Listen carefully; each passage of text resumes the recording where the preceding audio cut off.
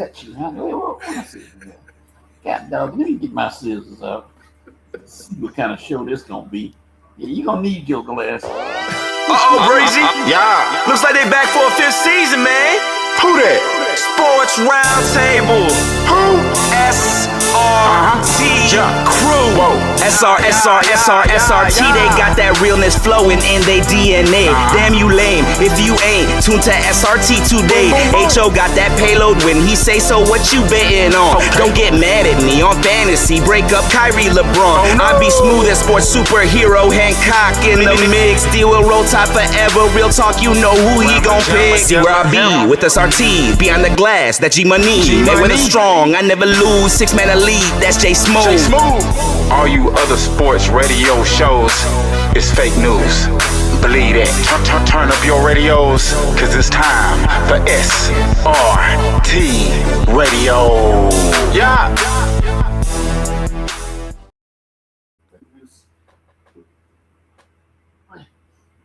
What up, Itch?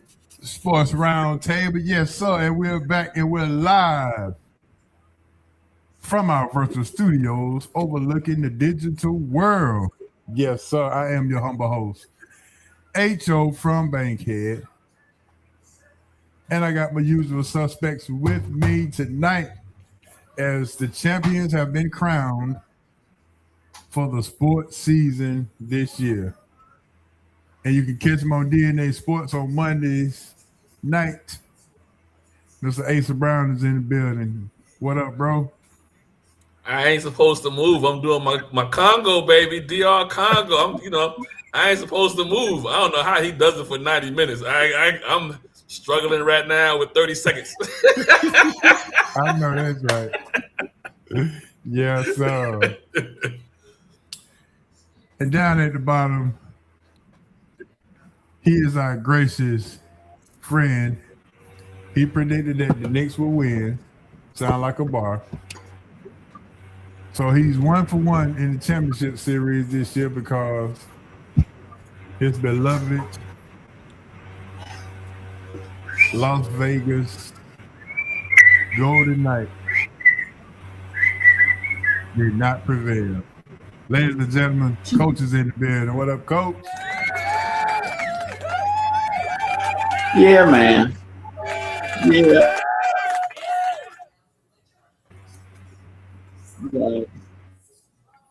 Yeah, man. Yeah, Curse man. on Congo. I'm gonna put a stop to the Congo.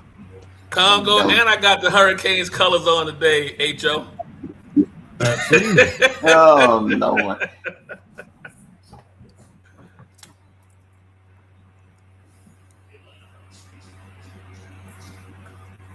Coach, what you got to say for the world? What you got to say for the championship that's been crowned? The Knicks and the Hurricanes. I was finna say the Panthers, but the Hurricanes. Well, the Knicks, unfortunately for them, for the Spurs, they had a complete meltdown every game, and they didn't want to win.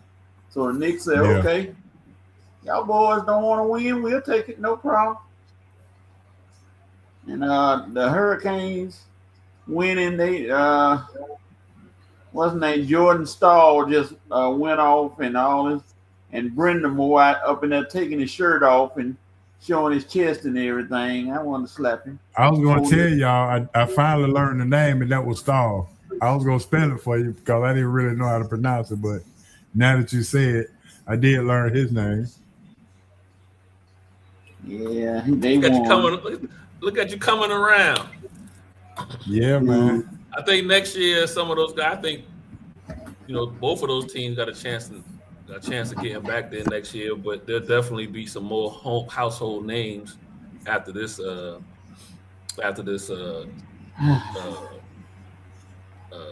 Stanley Cup Finals, because there was actually good games other than the last game, but the other 4 were excellent games.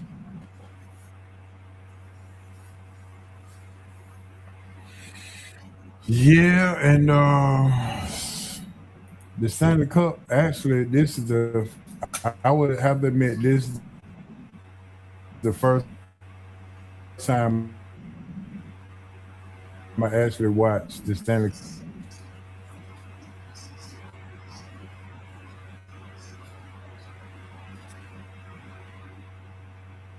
Yeah, I mean the last couple of years haven't been bad. Last I 2 3 can't years say haven't that. been bad.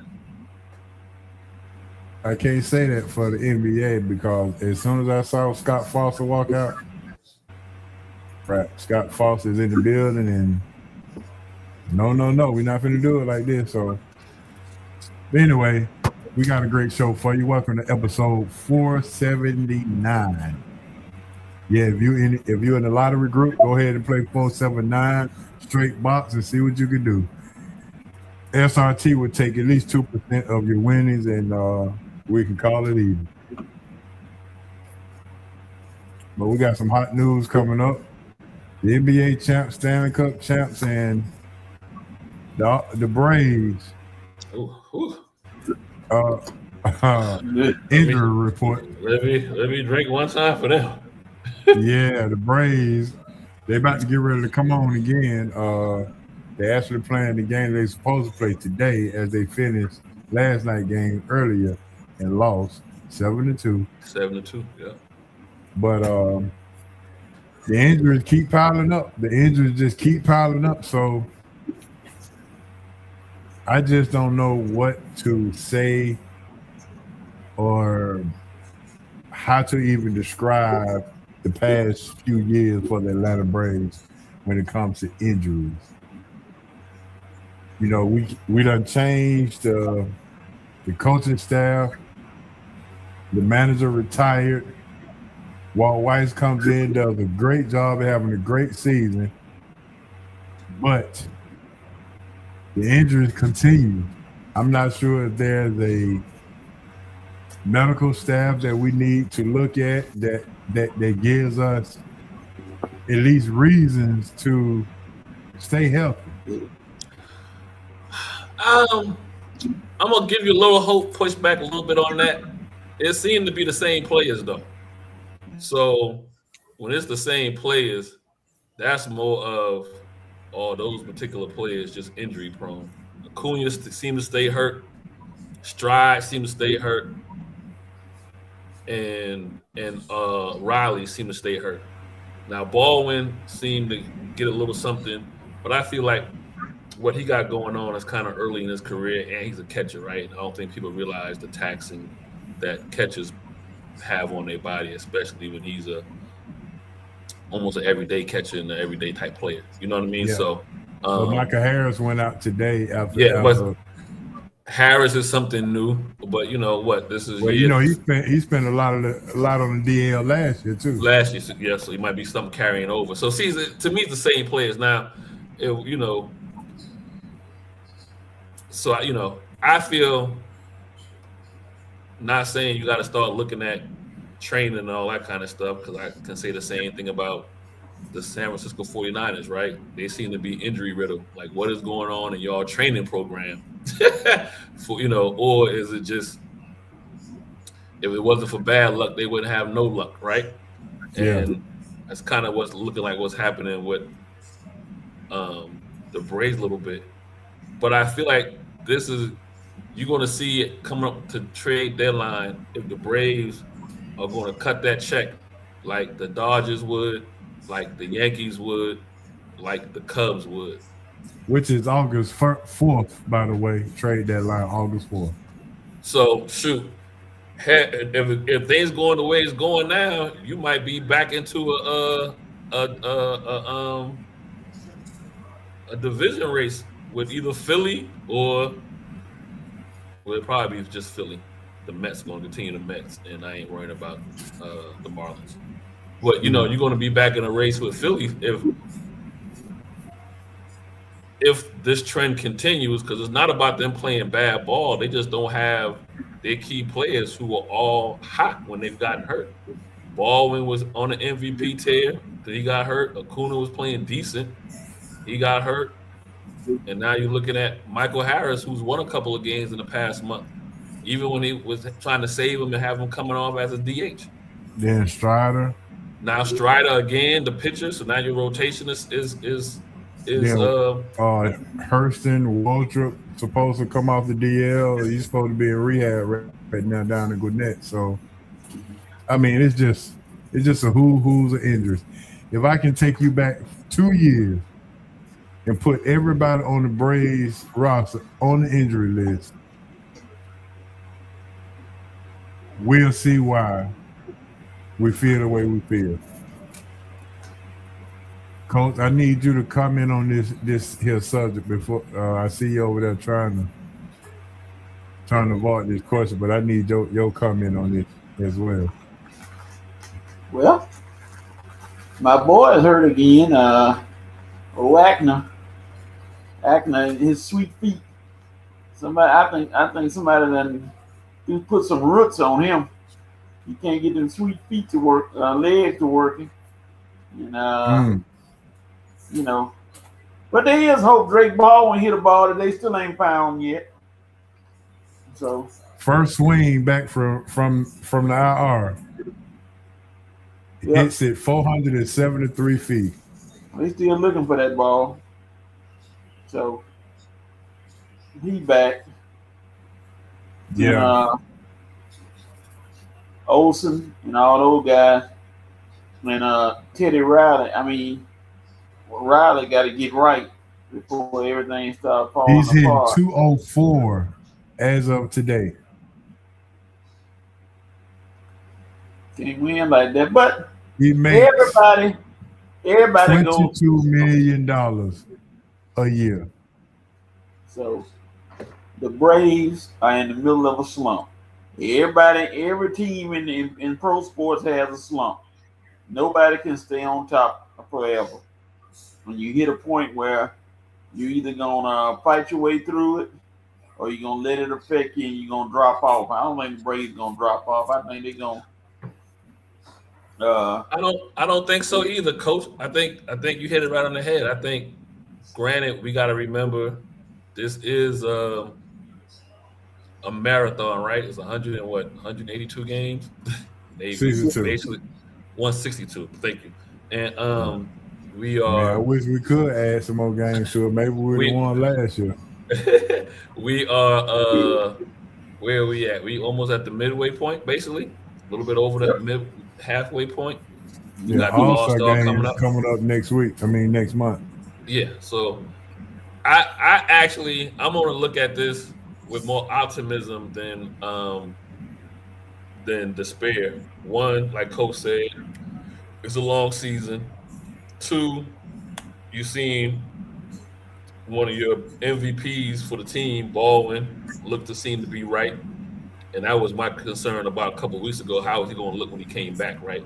How long it might take him to kind of get back into the groove that he was in. But he seems to might be ready to hit day one. And I think when he comes back, he shores up that lineup, because the way it is now, I don't like how they have to have the lineup the way it is now. I don't like Albies behind Olsen. I'd rather see Albies hitting in front of Olsen. You know what I mean? But I understand the switcheroo with the lineup because of injuries, because of Acuna, because of Harris and Baldwin being out. You got to put some guys in spots that's not their natural, where they probably are naturally want to be at. But I go back to what I was saying earlier, H.O. This is all upper management. Can upper management now make some moves, sell some of the future to win right now?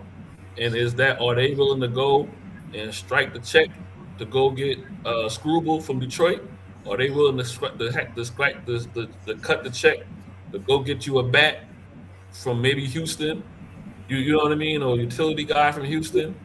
You can't have these conversations about how much money the battery is making, and then now when it's time to come and go get players, you're gonna be hesitating with the check. Yeah, I agree. Well, with that being said, a great transition to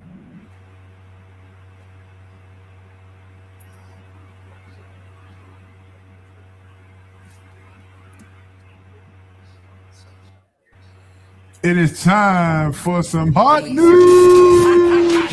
Scorching. Red hot. This is why I'm hot. It's the Sports Roundtable Hot News. Yes, sir. The hot news sponsored by, you already know, Big Easy Grill, 1193 Collier Road. Big Easy Grill, the best Louisiana spot in town, maybe in the South. Going over to Big Easy Grill, let them know SRT Sports Roundtable sent you. Get your SRT discount. Any meals $25 or more. Hey, it's a great point, but I have a question for you before we get into the championship talk. My question to you is now, if the Braves are already having injuries with the players that they already have, does that limit you in the players that you can try to obtain? Scuba, just coming off the injury list. Mike Trout hasn't had an injury-free season in 4 years. Byron Buxton was on the injured list last year. I mean, so everybody listen, we're talking about. If you had asked me that question a month ago, I would have been like, nah, don't pull the trigger. Don't, you know what I mean? Don't. But because now a month later, you are injured. You know, your main guys are injured. You got to take a chance on somebody like Scrubble. You know what I mean? You got to take a chance on somebody like you just called his name out there in Anaheim. Mike Trout. Because baseball is one of those sports now in general. Sometimes you got to pay for a championship. So you cut that check knowing that you're going to really just rent this guy for the next how many months. You know what I mean? Yeah. But you cut the check and let's see what happens. As a fan base, you know this team is really just 2 players away from being back where they were at a month ago. And if you cut the check, those guys come in. The other problem the Braves have is they don't have any depth. So with Acuna maybe coming back later on, I don't know the extent of Strider's injury, but if he does come back, he has an extra day now. Instead of you having 4 guys, he's pitching every 5th day. Yeah, he has swollen. He got swollen elbow, which is not good. Yeah, so you need someone in the rotation to give him that extra day. Maybe he doesn't need to be on the 4th day. His velocity went down to 88 miles per hour on his fastball, which lets you know there was something seriously going on. Yeah. So a month ago, you asked me that question, HO, I'd have been like, nah, don't do it. And I would have cited everything you just said. Yeah, they're injury prone, too much money for an older guy, XYZ. But now that you need to fill these needs, cut the check. All right, we're gonna get back to the Braves, but right now, let's go ahead and talk about these championships. And Coach, I'm gonna start with you. You picked the Knicks in 6, and they won in 5. How did you assess the NBA championship going after we done seen who's champion now? YOUT. Ute. Yeah, Ute caught up with San Antonio Spurs, and I'm gonna go on record right now and saying all these people who said De'Aaron Fox is at fault for them losing, you out of your complete mind. How you figure De'Aaron Fox was the fault that y'all little De'Aaron Fox made a foolish play? Yeah, okay, but you was up by 29. Stop. Man, his play didn't cost you no game. You was up by 29 and you didn't hold on to no lead. And you out there shooting threes like you Steph Curry on drugs. That's why you lost. I mean, come on. Call them real what a real is. Out there shooting threes like y'all some marksman or something. And you were leading and you blew all the leads, every one of them. You know, and Wembanyama, you just as guilty too. The big old Does that change your perception of Wemby being the face of the league based on how he performed in the finals? He in my face. Big body Brunson, baby.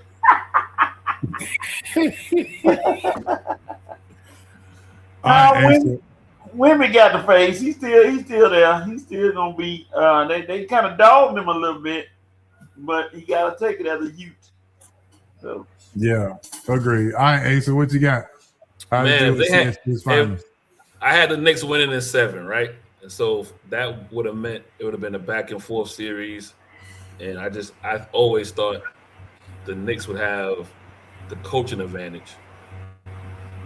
And that's how you'd be able to win a game 7.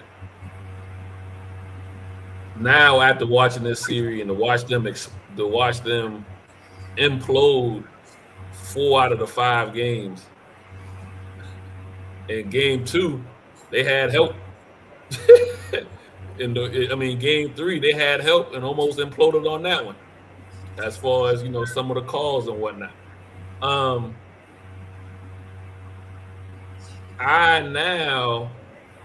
think I said in our chat, I now don't think OKC got anything to worry about, at least for the next couple of years. Because I think the way they lost is either going to make you stronger or make you weaker. And that's yet to be seen. But history tells me, and I kind of had this conversation on Monday, but history tells me when teams lose a series the way they lost the series, 29 points, and you lose a 29-point loss, or you lose a game you had in hand, he throws the ball in the back of his man's head. You know what I mean? In game 2, like you go back and start looking at certain other series from the past, and you kind of see what those teams did the following year. Some of them kind of did good and made it to the playoffs, but nobody ever made it back to the promised land. And so that's the question for them. And as much as, Coach, you want to say De'Aaron Fox isn't to blame, but he sure damn wasn't the glue either as the point guard. He's supposed to be the veteran. He's supposed to be able to be the coach's extension. He's supposed to be able to tell those guys, you know what I mean, let's settle down and do whatever. He ain't do none of that. So I look at the point guard no different than I look at the quarterback. Whether you good at it or not, you're supposed to be the extension of the coach. With that being said, I think Vince, shout out to Vince, he's in the chat, and I guess he's not traveling right now. And if he is traveling, be safe. Glad you're tuning in. He said youth all around, including the coach. So, to his point, do you blame this on inexperience in the youth or inexperience of the coach? Inexperience of the coach or the player's youth? Or you go first, Coach. You go first. You don't direct no traffic here, partner. You got that? I ain't trying. I think I know what you're gonna say, and I got a rebuttal for it. You go first, Coach. Okay. Because you're the coach, so Mr. Johnson, the coach for the Spurs, was in over his head against Mike Brown. Mike Brown showed his acumen as a superior coach and let him know that, hey,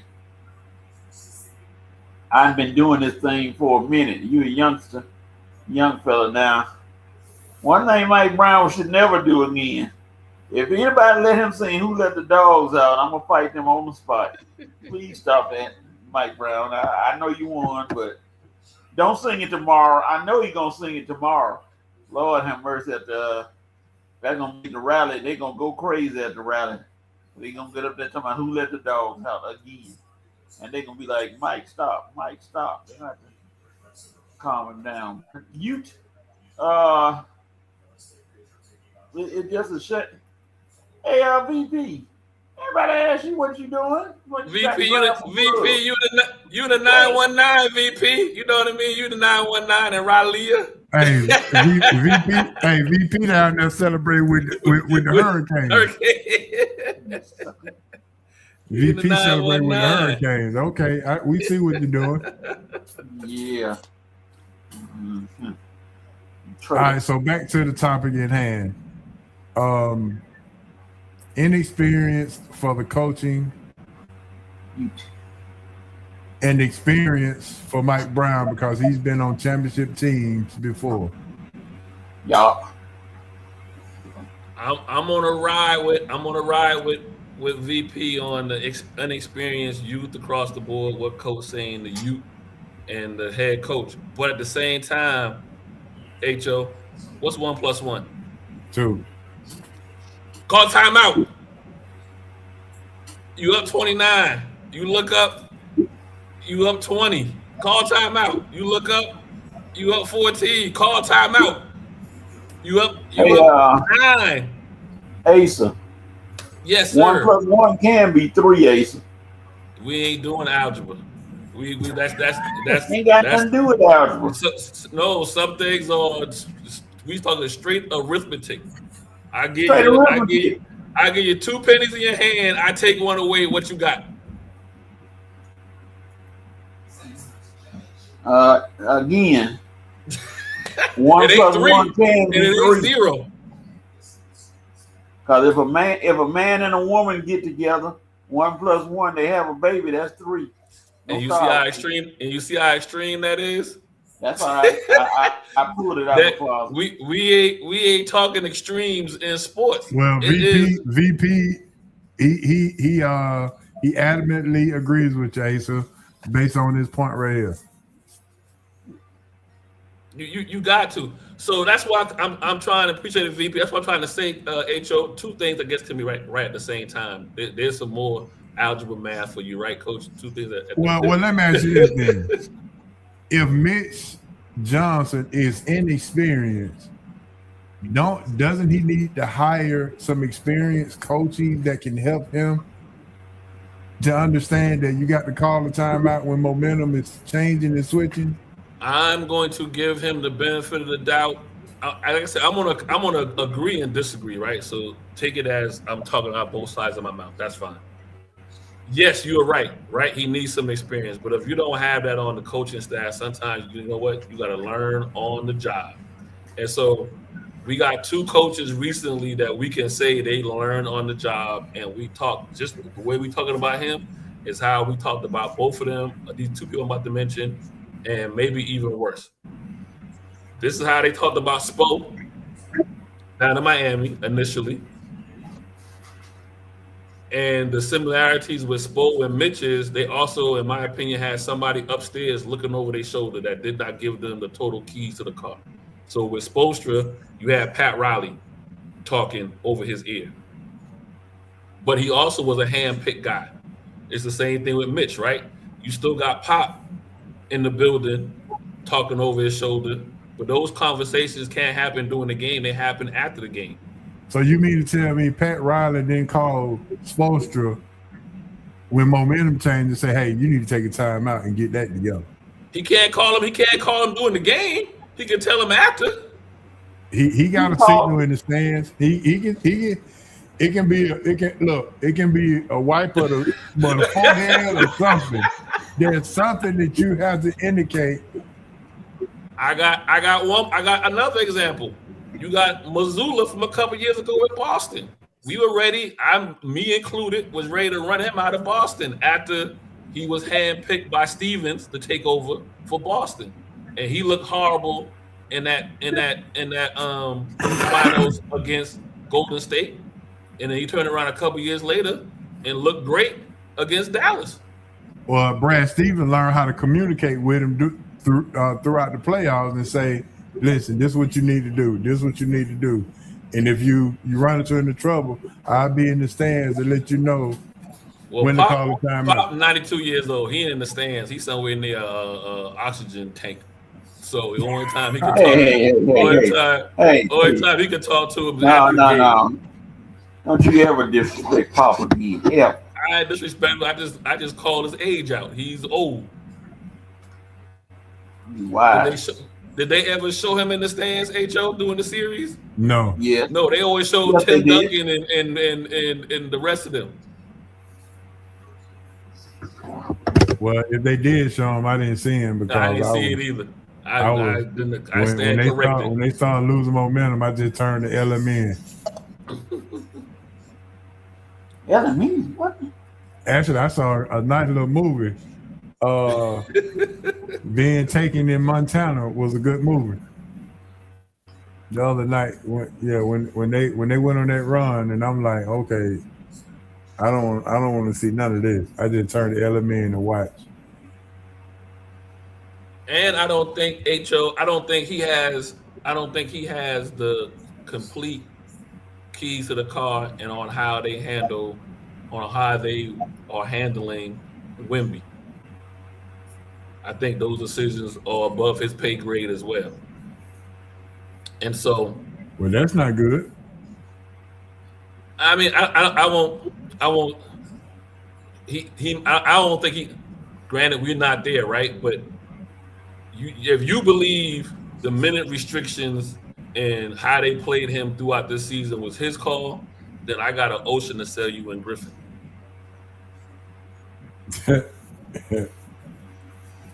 Wow, that's so. Greg Popovich watched the game from a suite at the arena rather than coaching the sideline. So he was there. Right. So this is the question. Did Wemby lose the game after he made the comments about never playing in New York again? He lost the game because he refused to acknowledge his strength, which is down low instead of out there getting happy making threes. I mean, we know you can hit them. Why try to prove something to somebody showing that you can hit them? Get your big tail down low and clean house and have that 40-point, 20-something rebound game like you had earlier. I mean, seriously, that's where you win at. Use your size and your strength. We trying out there shooting three. Look at me, I can shoot a three. That's where your veteran's supposed to come in, coach. Wait. I get what you're saying, but common sense supposed to kick in too.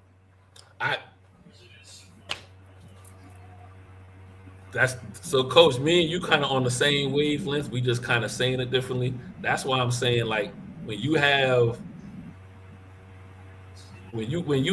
a fallout the way this series fell out in every game except for one, and the one that you won, you barely held on to because you was about to lose grip on that one as well. I just don't know. It'll be interesting about the psyche of the team next year, and that's including the coach. But I believe San Antonio doesn't seem to change coaches, right? Pop was there forever, but now he's part of the front office. That guy Mitch is his hand-picked guy, so he's not going to make a quick move with Mitch, so he'll be there to kind of learn. I think that what they need to do is make a decision about Fox. They got to make a decision about him, and I don't know how you go about making a decision about him when you paid him so much money. But I believe those young boys are looking at him real side-eye in that locker room. Well, as I said before, if you keep Chris Paul on the team, you may be having a championship. Yep. Not only he didn't have to play much, but he's a darn good coach.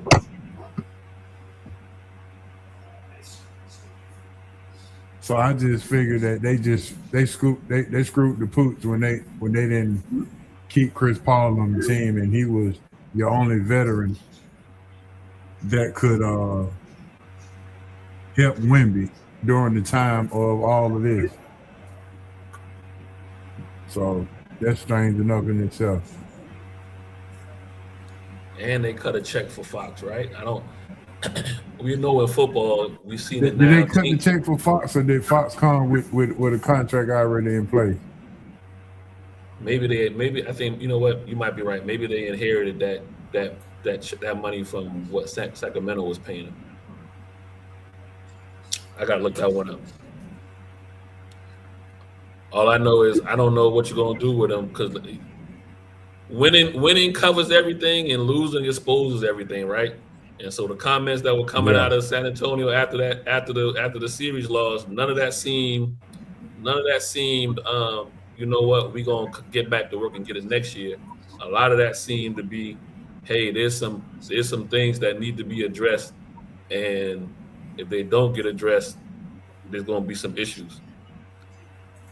And coach, if you listen to those after the interviews, yes, they might have been youthful, but one thing I know about the youth, they will speak their mind, which is mostly truthful.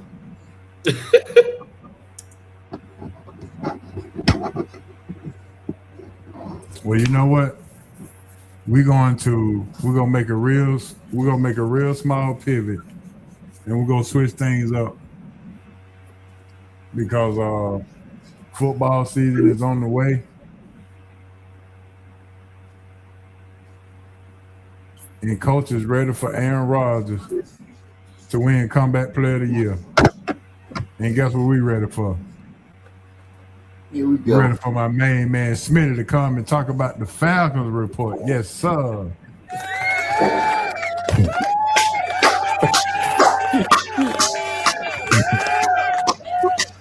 My main man Smitty is in the building with the Falcons report. Yes, sir. I got a confession. I got a confession before we even start, Smitty. Oh, my bad. Every time the Falcons news, either on the internet or on TV, I just turn away from it. I don't even listen to it because I said to myself, I want to hear from Smitty and nobody else because you're the only guy that I really trust when it comes to this Falcon stuff. So, hey man, that's a compliment to you, sir, because I don't want to hear anything about no James Pierce back at practice and whatever. But when Smitty come on the show, we're gonna talk it for real. Oh, excuse me. Shameless plug.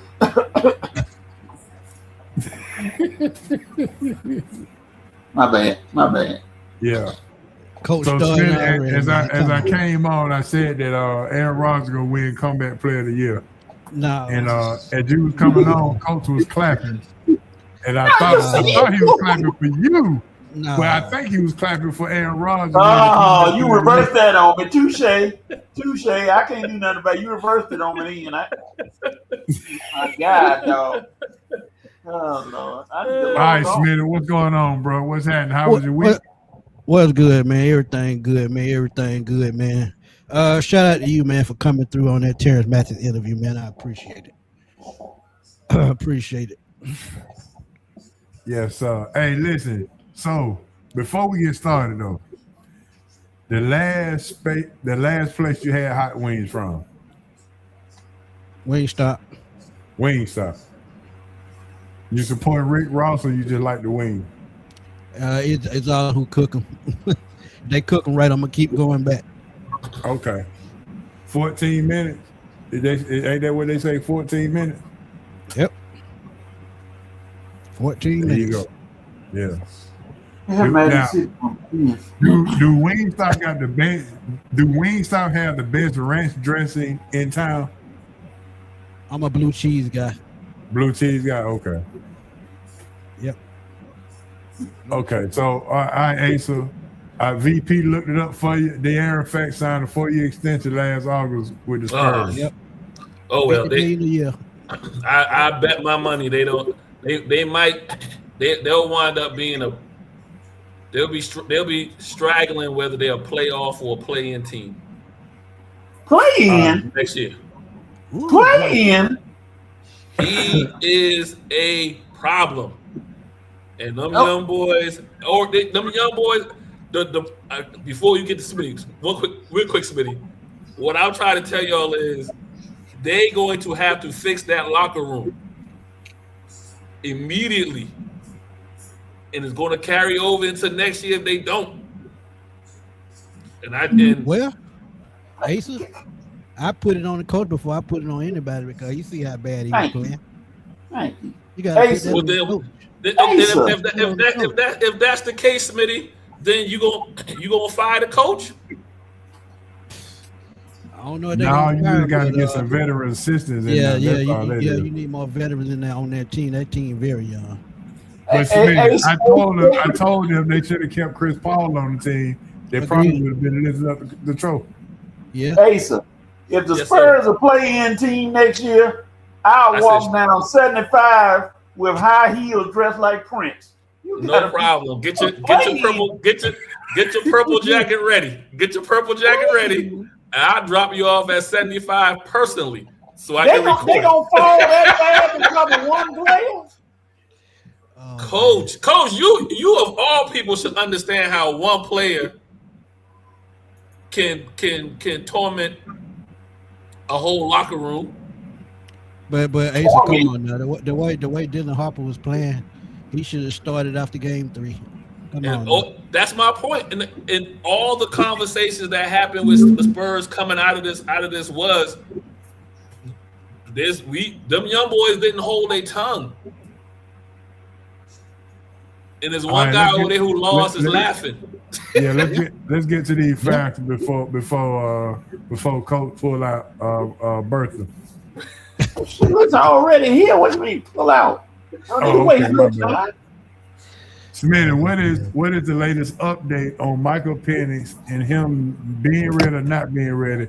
I heard him say that he's striving to be ready for actual training camp coming up in July.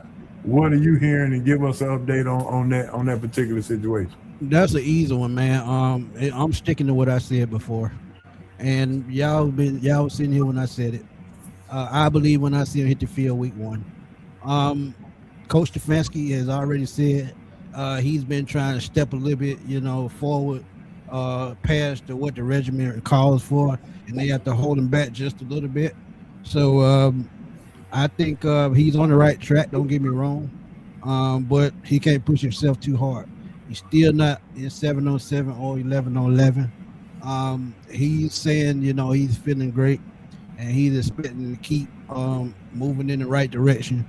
But yeah, I mean, it's all in what his body says at the end of the day. So we can expect anything, but until he hits the field preseason or week 1, we'll know exactly where we stand. Does James Pierce showing up in Flowery Branch this week? Is there a sign that he may not be punished for a crime that he actually did commit because he didn't get charged for it? That's still hard to say, man. I think they will call and talk to the place where he's doing his year-long rehab, get an update on him annual, frequently, and make a decision.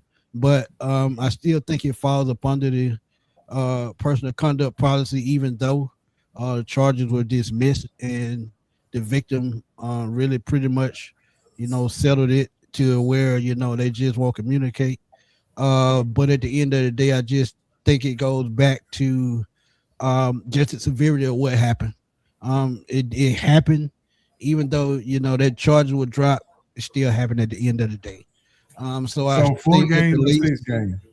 4 games or 6? 4. Okay.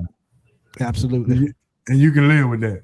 Or can we live with it? I can live with it. They brought in more help this offseason at the edge position, so I can live with it. All right, talk to us about the offensive lineman trade with Kansas City.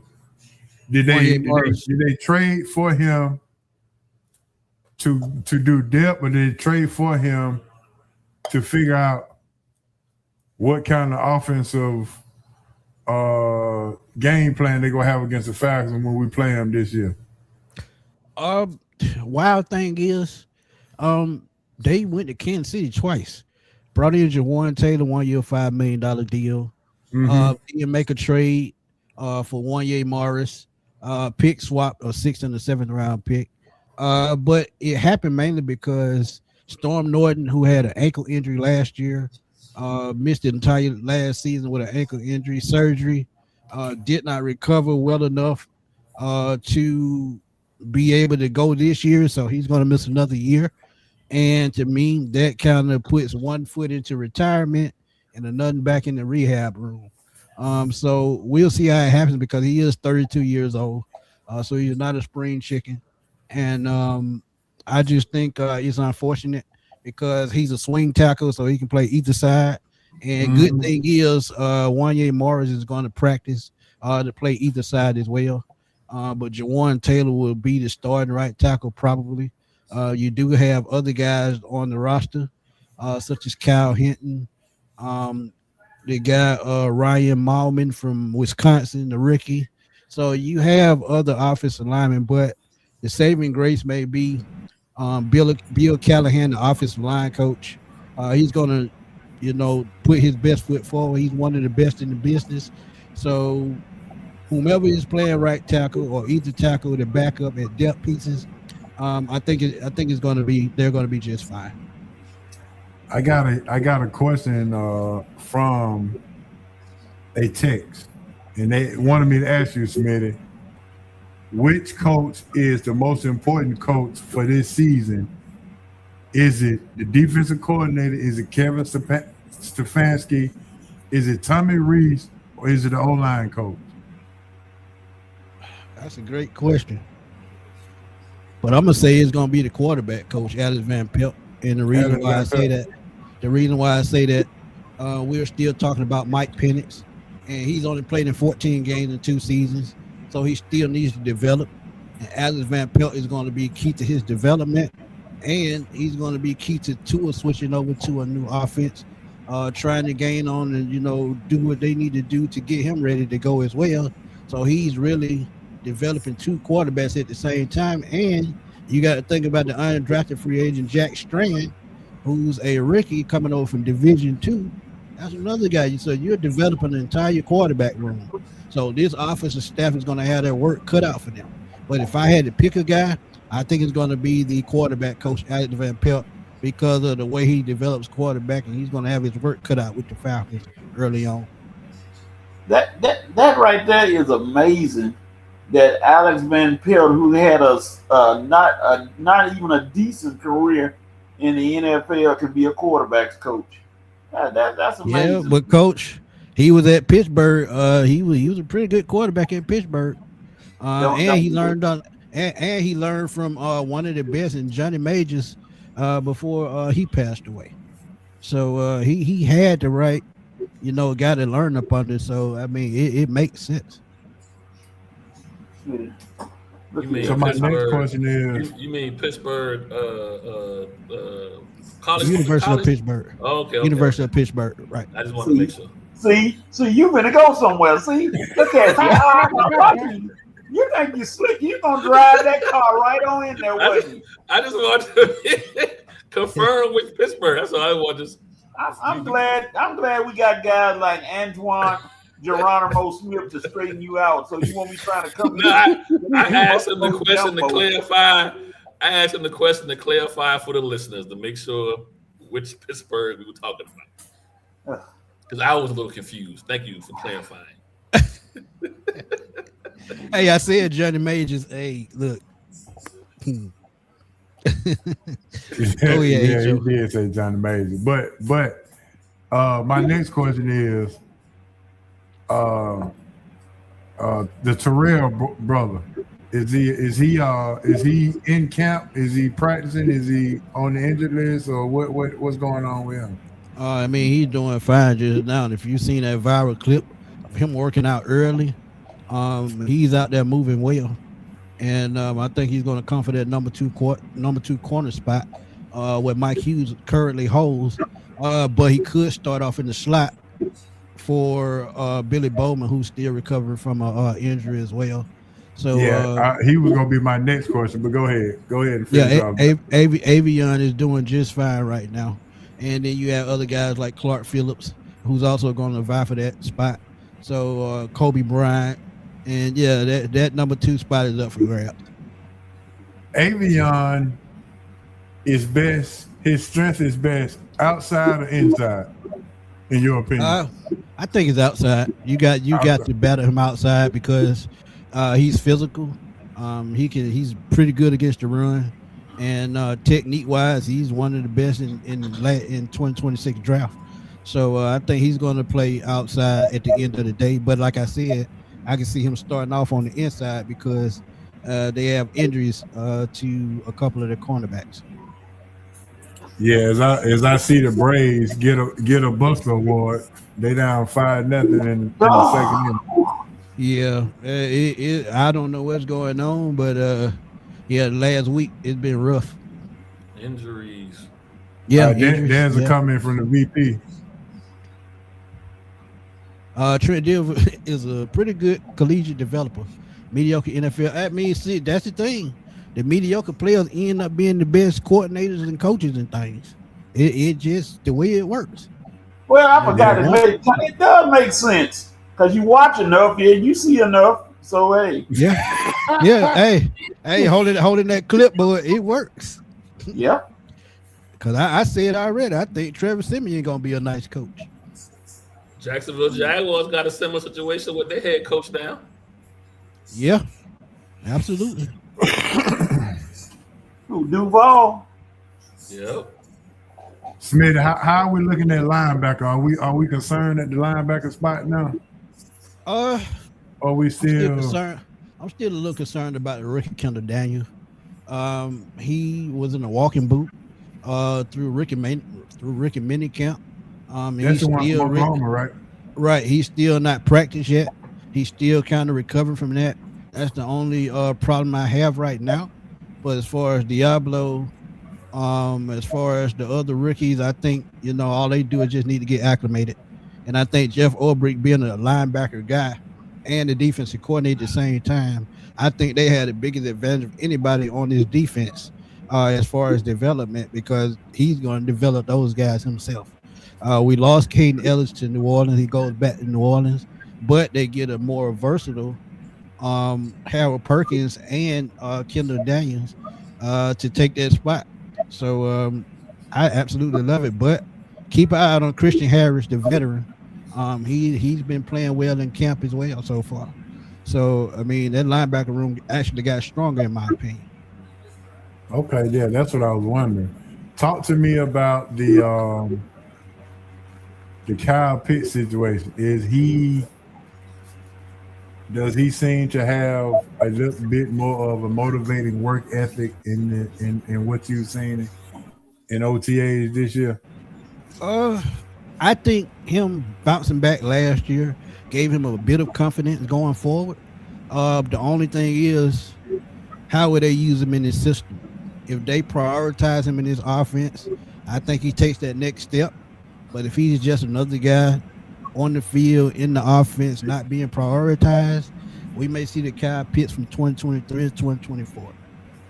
But they have to prioritize him in the offense, especially, with new weapons at wide receiver. You have Bijan, who's a receiver as well.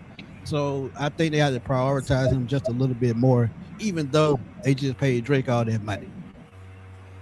I think Stefanski is a tight end coach, though, isn't he? And he favors tight ends. Yeah, right. Him and Reese. Reese was the tight end coach in Cleveland last year, and you see what Harold Fanning did as a rookie.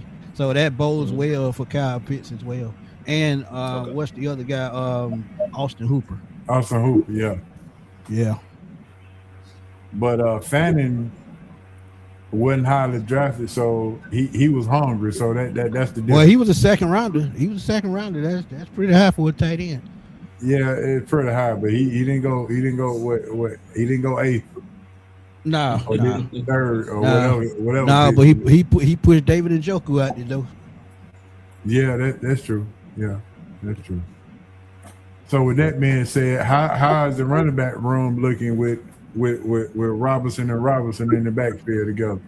I actually like that tandem, man, because I said that they had to go out and get a guy to take some pressure off Bijan after losing Tyler to Arizona, and I think they hit the jackpot. You go out and give the guy that can run as pretty much a power short yard runner, and he can also catch the ball out the backfield. We talk about a guy in his rookie season end up getting robbed and shot, bounces back 2 years later, runs for 1,000 yards. So I think they got the perfect replacement for Tyler Algier.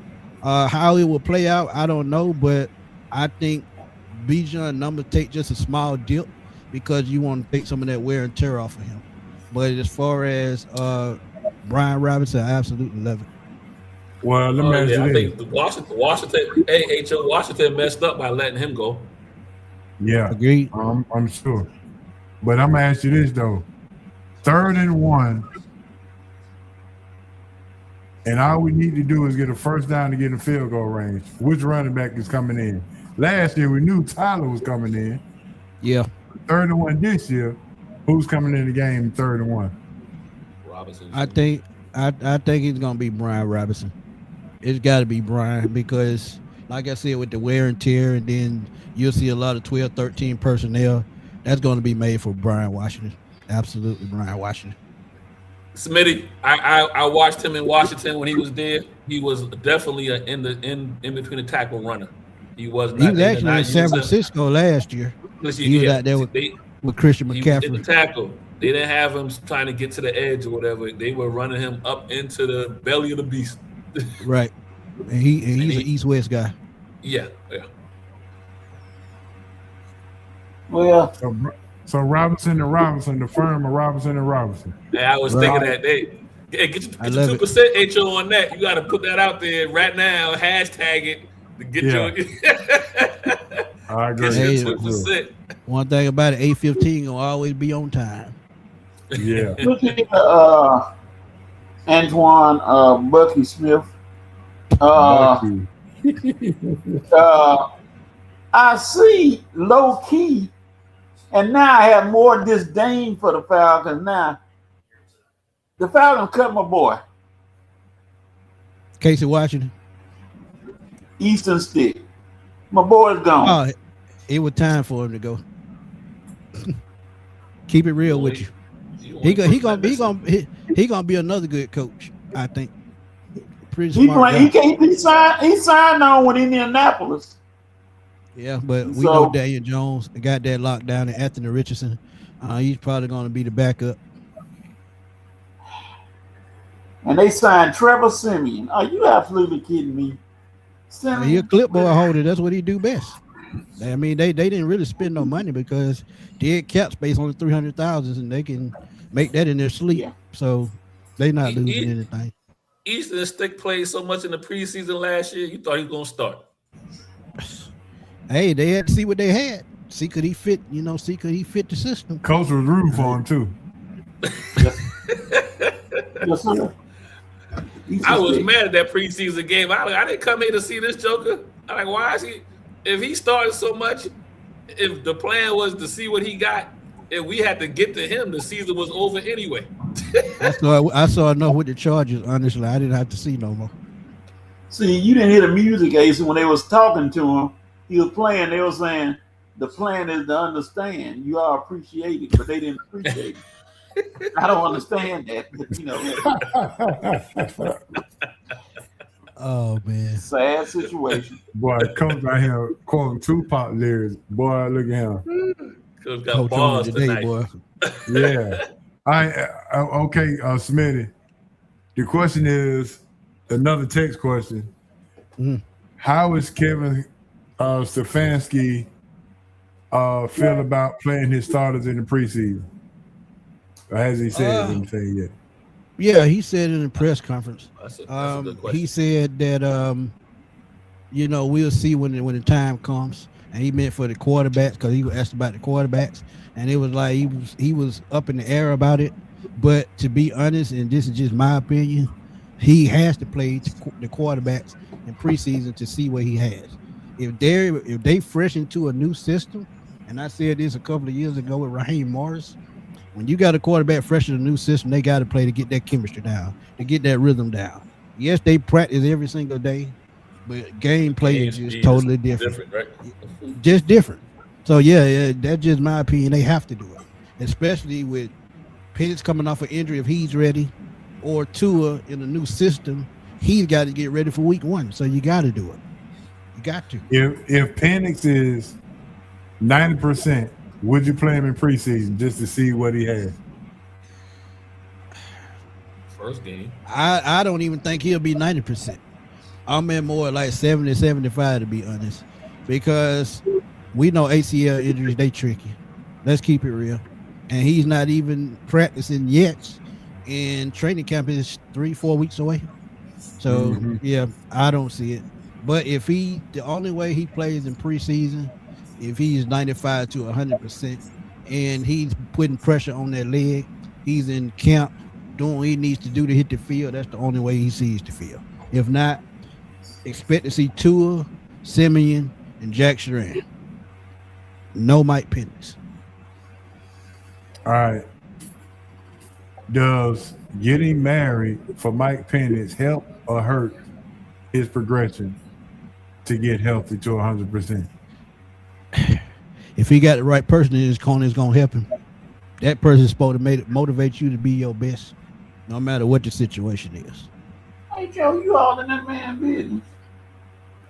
Listen, man. Listen, the people want to know. I mean, you done got married, but, you know, is she going to be out there snapping the ball to you in the backyard? Is she going to be out there counting your steps? 1, 2, 3, release. 1, 2, 3, get it out of there. Is she going to be out there doing that? I think it's with the motivation. Because my question, my point to that is, if she wants to keep getting fed and keep getting Rolexes and driving Range Rovers, then he has to be at his best, and he can't be at his best on the sideline holding the clipboard. Well, even if he's on the sideline, she's still supposed to motivate him. She's supposed to keep his head on straight, no matter what the situation is. That's where the one thing people misunderstand about marriage. Marriage is not a relationship; it's a partnership. Okay, Smitty, drop Whoa, break it down, Smitty, break it down. Hey, it's a partnership. I mean, people think the relationship part of marriage is important. No, it's a partnership. One got to build the other up. You got to put everything in the pot together. It's not going to always be 50-50. Sometimes it's going to be 90-10. Sometimes it's going to be 60-40, 70-30. But trust me, it's a partnership at the end of the day. Smitty, are you married? 22 years. Yes, sir. Joe, to answer your question, and congratulations, Smitty, to 22 years and hopefully 22 more. But I will say the difference between so far from a far away with Penix getting married compared to, say, the young buck down in Jacksonville. That's a totally different situation. Exactly. His Travis and his wife, they young. You know what I mean? So they all on social media. You opening the door for everybody to kind of be in your business. We haven't heard a peep out of Penix and his wife. Keep it that way. Other than what they don't know won't hurt them. Correct. Other than them saying, you know, he's been married or whatever, she has been quiet. You know what I mean? So that tells me she's and she's older too, but that tells me she's a different kind of person, right? So, you know, we don't know, but from the outside looking in, she is, to your point, more of a benefit to him than a distraction. I'm gonna be honest with you. I see right through it, but I'm gonna plead the fifth. Okay. Oh, which one? Jacksonville or here? Jacksonville. Oh, yeah. I plead the fifth, but I know exactly what's going on. You ain't got to plead the fifth. We see it too. That's all I'm going to say. That ain't my business, but that's all I'm going to say. Correct. But I mean, just in general, you see the difference, right? Yeah. From a young couple night and day. But so, Michael Penix is young too. Because when I first got married, I was 25. So I know. I was 27. Age. He got you though. He got you by 2. Hey, you know what I mean? I get it, Yeah. but I just still think they are just grounded differently. Let me put it like this. I've seen enough at Colorado to know what's going on in that situation from top to bottom. Ain't nothing changed. Yeah. Asa. Yes, sir. Are you married, Asa? I am not, but I ain't got to be married. Okay, so you have no authority of giving anybody tips on marriage. And that's where people messed up. I didn't give no marriage advice. I gave a relationship advice. I could tell whether or not you shouldn't be with somebody or not. I can sit back and tell my homeboy like, nah, I don't think you should mess with that one. I can sit back and tell a young lady, I don't think you should mess with him. That's why I plead the fifth, because at the end of the day, Look here. God got the last say so. If I was Taylor Rook, you couldn't tell me nothing.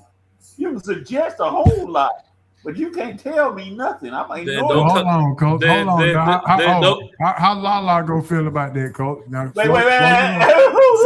Hey, Smitty, how about the Falcon running situation? Coach should be the one outside your door knocking top. He need a couch for the night because he ain't listening to nobody. He done went from Lala to Taylor Rook. Coach be outside your door, H.O. Smitty about to talk about the kickers. Smitty, he knows the episode when she finally took her shirt off. Here we go. Hey, look. Oh, man. Here come VP. Oh, Lord, here he go. Oh. Hey, Vince, that scene was crazy. That scene was crazy. All right, let's talk about that kicking situation. What do we got? Nick Folk, veteran kicker, 41 veteran years kicker, old. Yes, finally. Been around a while. I'm happy, and then they got a veteran punter as well, so special teams will be much better this year. Is the coverage gonna be better? We know the kicking may be better. Oh yeah. A lot of the people they drafted and brought in, they specialize on special teams. So even Zach Branch, he's going to be a returner. Don't know which one's going to be kickoff or punt, but he's going to help on special teams as well. Speaking of Branch, I done seen some very, very good reels on Zachariah Branch, catching bombs and taking it to the house. What do you expect out of him in his rookie season if they do the right thing as far as maximizing the offense? I expect a little bit of everything from him.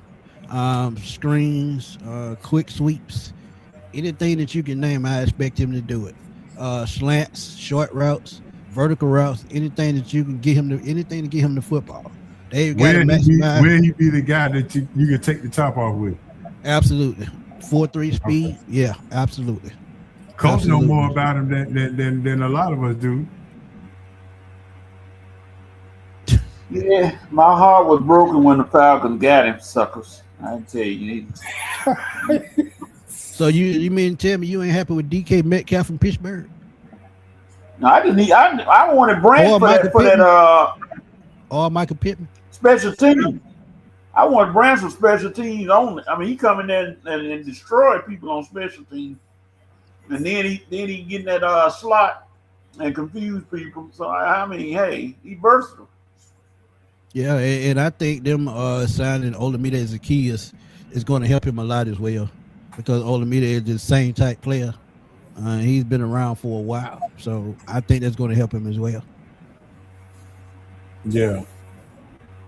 Smitty, we done talked about the coaching staff and the GM and Matt Ryan and how you felt they was very, very positive in the offseason. How have you continued to keep that positivity throughout? What have they done to help us keep the positivity throughout the dog days of the summer, going up into the OTA and going into training camp? It's just the move that they made and creating competition at every position, something that I think all teams should do. Even though they're bringing in players, they're still unloading from the last regime. So when you bring in a fresh new scheme, fresh new players, you get to start over from scratch, and that's what I love.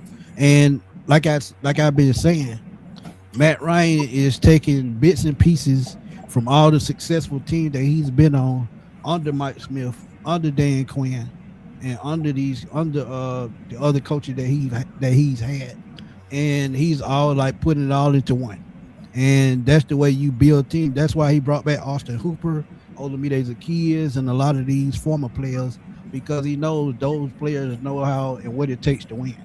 Because I think Jake Matthews is the only player remaining from the Super Bowl team. So outside of Jake, it's a pretty fresh team. if Stefanski win 10 games, well, the Falcons win 10 games. Is Stefanski the coach of the year? Does Matt Ryan be the executive of the year? If they win the division, he'll win coach of the year. If they win the division, yeah, because they'll get a home game. If they win the division, I think so he Stefanski wins. Win coach of the year, but will Matt Ryan win executive of the year if that's the case? That's hard to say because it's gonna be a lot of executives around the league that's going to pick their teams up this year. But if it's going to be executive of the year, I think it's going to be Ian Cunningham more than anybody because he's put this team together. Okay, he's made all the smart moves, right? So Cunningham would get it because of Matt Ryan bringing them in, though. But I guess you can see the tree. Right, I'm trying to go up. Right. Okay, but it's gonna be tough because I see other teams picking it up this year too. Even though Minnesota's in a little bit of turmoil, they've had a great offseason. They could turn it around easily. Dallas, I don't think Miami will, but New England, they could, keep on a straight and narrow. Buffalo, Kansas City could bounce back.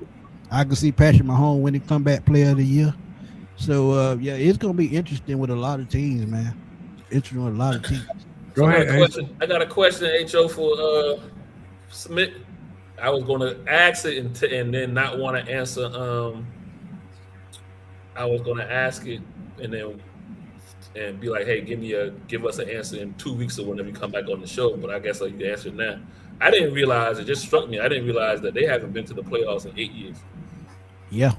Well, so 9 years. Actually, 9 years. So I know we haven't had preseason yet. That's why I was going to ask the question and be like, when you come back on before the season, give me an answer. But since now you kind of been seeing some stuff up close, do we have a playoff roster? Absolutely. Like I've been saying, the only thing that's the biggest question mark is the quarterback position and how they're going to scheme for this offense. If we figure that out by the time we get to week 5 or week 6, and they are probably at 500 or above 500, I think we have a team, a legitimate playoff run because the first half of the schedule is the knockout part. If they get through the first half of the schedule at 500 or above 500, I think we easily make a playoff run because it eases down on the back half of the schedule just like last year. So if we were at 500 or above 500 halfway through the season, I think we have a playoff team, a chance to make the playoff. Legit chance. All right. Coach, you got any more questions? I'm just still. Eastern Stick is gone, so my talk is over with the Falcons.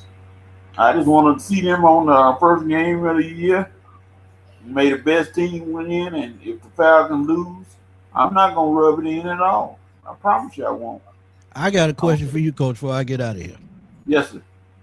Does TJ Watt get back in the Defensive Player of the Year conversation this year? He has to if they're gonna be successful. Because now that Myles Garrett is gone bye-bye, that's one of your main dogs you have to go against every year. Right. And they have a defense that if he decides to step up and go back to when he first started, he'll be in talks again. Right now he on the outside looking in, but he got a good shot with Garrett gone. So he gonna have to lead the team by example. No, you got some hunters out there, but you got to lead the team by example. And I'm tempted. Go ahead. I think if Highsmith step up this year, like they expect him to, I think he get back into that conversation. But I still think them losing Minkah Fitzpatrick, I think that was a big loss, and that's just something they haven't recovered from. That was a crushing. That hurt. That hurt. Yeah. Now, they got a dog out there. He's an old dog. He done lost maybe a 2 for 2. and I'm just waiting to see who's gonna pick him up, and that's Bobby Wagner. Wagner can hunt still. Somebody gonna get him. Yeah, but I think he go to a contender. I can see him probably in Denver or somewhere like that. Or Baltimore. Or Baltimore, right? Please don't let him go to Baltimore. Oh no, please don't. Oh Lord. Yeah. Smitty, I'm gonna say this to you, not to coach, but he gonna hear it. Here it come. I knew he couldn't hold out. Nah. Just truthful speaking, Pittsburgh is an old defense, and that offense don't show me no type of lightning. You know what I mean? To put up points, and so you asking an old defense to carry the water. I don't think they're gonna be able to carry the water this year. So that's interesting. So you don't think that the wide receivers and tight ends out there, everybody 6'4" and above, is not going to help Aaron Rodgers? What they averaged last year? What was their point average I'm last year? talking about this year. I ain't talking about last year. Listen, I just most of them people still live. What was their point? What they averaged last year? They were below 17. They were below 17. So you remember, Washington got older defense. Washington got hurt. He wasn't there playing. After DK Metcalf, who was the backup wide receiver? Who's behind him? Nobody. Sound like an old team to me. That's what I said. I think after him it was Calvin Austin III. After him, nobody. Yeah. This year you go out and get Michael Pittman, who's solid out there with DK. Then you got Mount Washington, who nobody can. If Washington stay healthy, it's gonna be hard to deal with him. Pat Fryermuth will be out there. They got rid of Jonnu Smith. I think Pittsburgh's biggest question is their offensive line. Broderick Jones. Broderick Jones. He's decent, but I thought he was going to be an all-pro type player coming out of Georgia. It just hadn't shaped up to be that way. He may be on his way out, unfortunately for him, because he's not carrying his load. So. All right, Smith, I'm gonna ask you your predictions for the Falcons record after the first two preseason games. But what I will ask you now is the game against Pittsburgh. Who's the quarterback for the Falcons in your opinion as of today? I'm still sticking with Tua Tagovailoa. Hate to see it, but he's healthy right now, and like my boy Terrence Matthews said on the show, they got to know who's going to be a starting quarterback so they can get everything situated like they need to going into the preseason. So right now he's healthy and he's going to be the week 1 starter. And then if he's a week 1 starter and he beats Pittsburgh, you go come on and try to pick Coach Spears up. Pick my spirits up. Nah, I can't do that one. But I will say this. I could see a situation as to where you can see a little bit of back and forth until a quarterback gets into the right rhythm for the offense. So you see, when Penix comes back, he's eligible to play. I can see a little bit of back and forth until one quarterback hits that stride that they need to hit to take control of this team. And until then, it may be a little bit of back and forth. All right, good deal. All right, Smith, we're going to let you go, man. Listen, I got a question of the day. I got to ask you this before you get off. Okay. No matter what sport it is, what player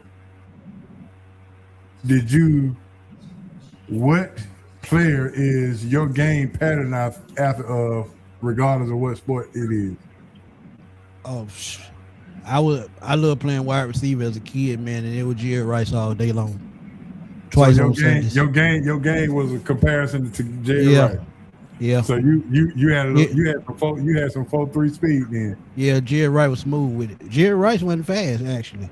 He ran a 4.6, 4.7, but technically sound as he was, he can slip in and out of any pass lane.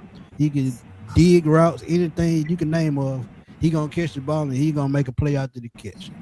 Okay, go ahead, Coach. I see you itching to say something. No, I'm just saying he's number one. I'm just holding the finger of number one. Oh, okay. No doubt. Absolutely. Oh, no doubt about it, for sure. All right, Smitty, let everybody know where they can find your YouTube stuff and all the Falcon news instead of watching the regular news. Yeah, find me on Smitty Sports Machine on YouTube, man. I give y'all the latest, greatest news, some of the best interviews in Atlanta sports. My guy Miles Garrett is going to come on soon. I got Chuck Smith coming on the 25th, talk some pass rush. And look, if you haven't checked out the Terrence Matthews interview or the Bart Rathbone interview, please go check it out. 2 great interviews back to back that talk about Falcons and Hawks. Anything you need to know about the Hawks and Falcons, you can find it on my page. And the Braves need to pick it up, but I got confidence that they'll hit another stride before the season over. What's his name gone? Orlando Ledbetter, where he going? Where is he? He's actually doing. I think he's actually doing a podcast now. He's working on getting another podcast started. Okay. So I'll probably have him on sooner or later. I'll reach out to him. Smitty, get your cameras ready for next year. We're gonna have Coach walking down 75 in that purple jacket. we gonna go viral, baby. But another heads up, if y'all attended training camp, I will be there on August the 1st. Yeah, we won't be there. We'll let you do all the footwork, and we'll take all the information. I might try to catch you. I try to catch up with you, man. But we'll get you some chicken wings, though. Appreciate it. Yes, I'm all for the chicken wings. We'll go to Big East Grill and get you some of them voodoo wings. No doubt. I'm all for it. All right, Smitty, man. We appreciate it, bro. No problem, man. Anytime. We call you AKA Jerry Rice. That's what I'm talking about. Hey, man. I'll catch y'all soon, man, because I know I'll be on before preseason start. For sure. All right, bro. Peace. Yes, sir. There he is, my main man, Smitty Smith, in the building.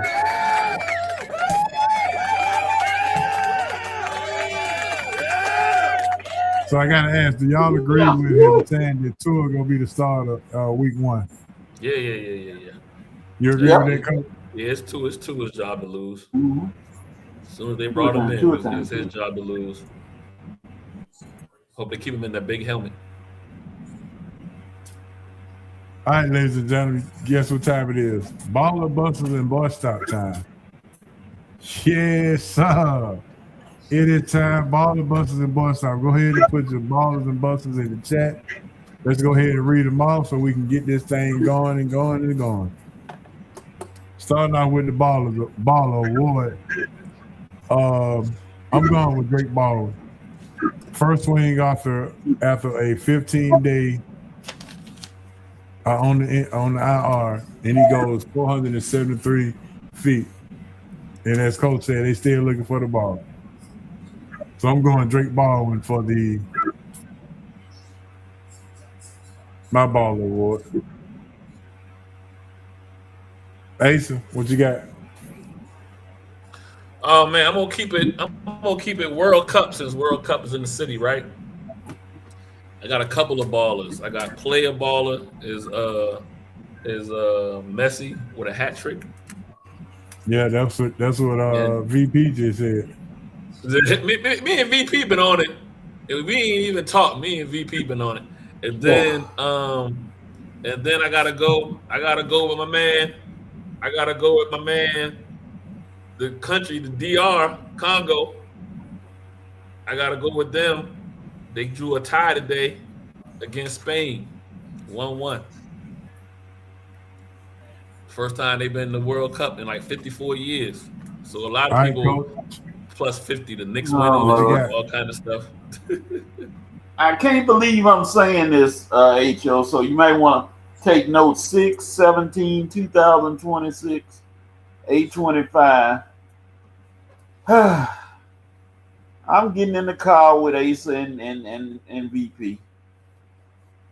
I can't believe I'm in the car with them two for old Lionel Messi out there destroying the young. Hey, you get in the car with me and VP. We got the hand sanitizer in the back. We got cold water for you. You know what I mean? Man, only thing I need is a seatbelt with y'all. We'll give you the remote to hit the stations. Listen to what you want to listen to. We gonna treat you right. I'm scared. What's that?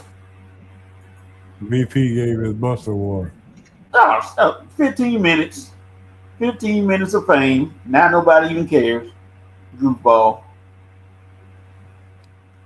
I told them what they need to do. Find you one of them old roughneck UFC guys, black dude that don't give a crap.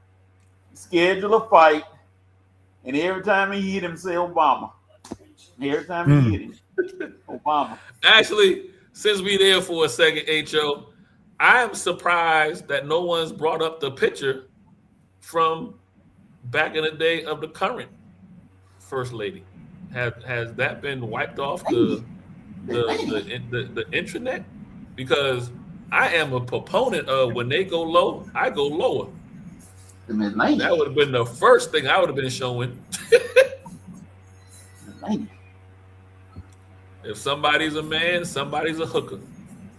But you know, hey. Yeah. All right, it's Buster time. My Buster goes to what's the quarterback for Texas Tech who's trying to play in college again? Sorsby? Yeah, him applying for the supplemented draft in the NFL. Now, my question is, do you think, sir, that you're going to actually play in the NFL after you done betted on your team and had over 900 bets you done had? H.O., I'm going to take it a step further. I don't want to hear anybody else say protesting doesn't work. Because the schools just said they wasn't going to play Texas Tech if he stayed on the team. They hadn't put anything in formal writing. They just came out and said, hey, we're going to look to maybe not schedule you all if this dude stay on the team. And look how fast they got him up out of there. So don't tell me, I don't ever want to hear anybody say protesting don't work. If you can move, if you can threaten that bottom line, you will get what you want. I think the NCAA had some push to that too, because he was making too much money on betting. However you want to look at it, I still think when those schools are like, well, we thinking about not scheduling Texas Tech. I mean, Texas Tech, and folks, they looking like, I don't need this guy for a 5th or 6th year. I can't lose games to the Power 5 conferences. I'm not going to make my money back playing the smaller schools. The bottom line was about to get affected.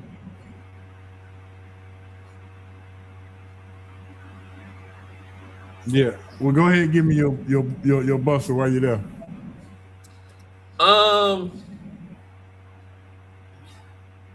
My Buster is the San Antonio Spurs. I just don't know how you lead.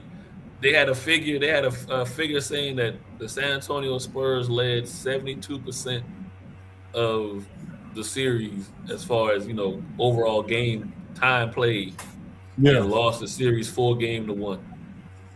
Yeah, I can agree with that. All right, Coach, what you got? You jumping in the car with somebody? Nope. My Buster goes to the Olympic Committee for whoever's responsible for making Iraq have to go all the way back from Los Angeles to Mexico City to stay. You mean to tell me y'all they trying to get everything? Them players who ain't got nothing to do with nothing. You can't treat them like everybody else. You forcing them to leave Los Angeles. They got to travel all the way back to Mexico City to stay where they got their training at. Them That's guys the government. Ain't bothering nobody. That's the government, Coach. That ain't the whoever it is. FIFA. That ain't the That's why FIFA. I said whoever it is, government, whoever pulling that crap, making those Coach said making them have to go through all that. That's kind of jacked though. I don't like that.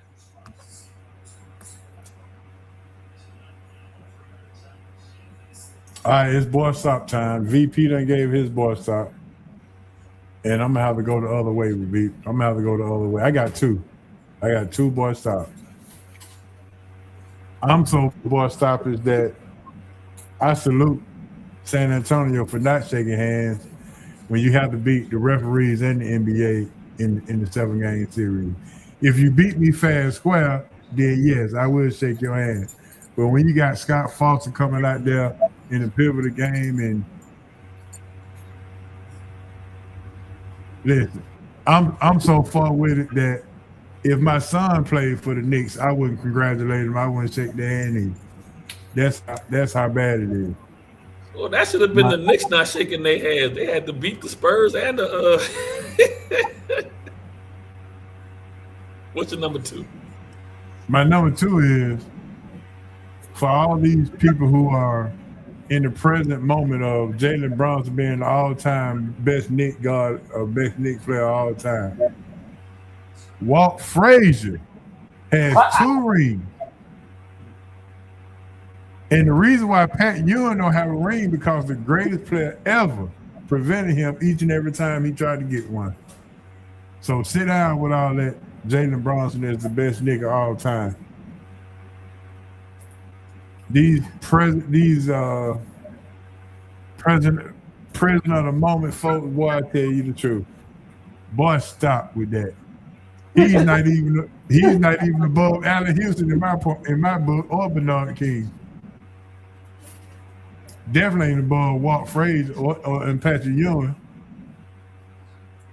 And then look, I didn't even see Willis Reed play, but he ain't even above Willis Reed either. All right, I'm done. Coach, I gotta find somebody to get in the car with. I can't get in the car with HO.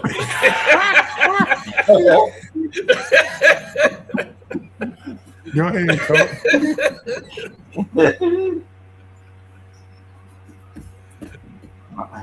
I tell you what, get in the car with that dude with the Spurs shirt on who fought his way through the crowd and told everybody, boy, stop. They tried to take his shirt off and they couldn't get his shirt off. He was like moving people out the way. And the police had to step in there so he wouldn't hurt anybody else. I said, that's right. Tell him, you want to take my jersey? Boy, stop. They couldn't get his jersey off him. And he's a big dude, too. He's like, hey, get what you heard. I ain't giving up nothing. And he walked down the street. Nobody else is at them first few took them L's. Nobody else wanted to touch him. They let him go. They're like, that dude there got an agenda. That's my one. He told everybody, boy, stop. All right, Coach Asa, you got to find something because you ain't gonna get in the car with me or Coach. I ain't really have a boy stop this week. Maybe the brain for all them injuries. Yeah, I get in.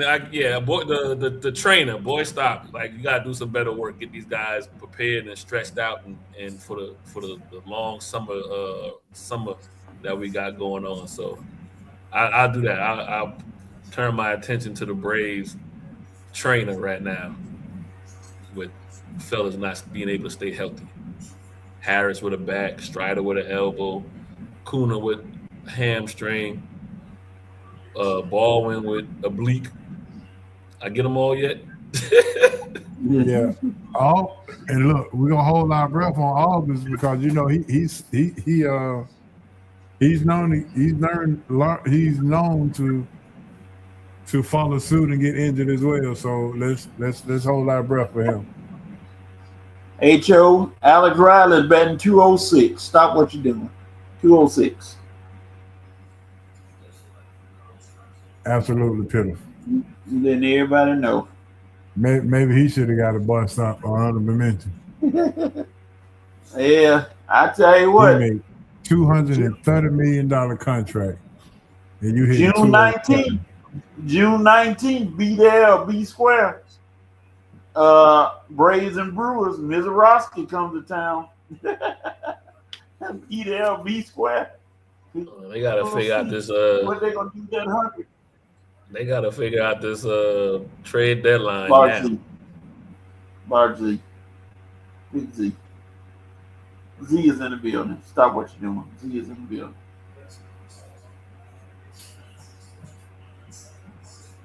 All right, before we get to our famous fun bag, let's go ahead and do our question of the day. In what sport and what athlete did your game represent the most? What was your game representing? What player did your game represent the most in whatever sport?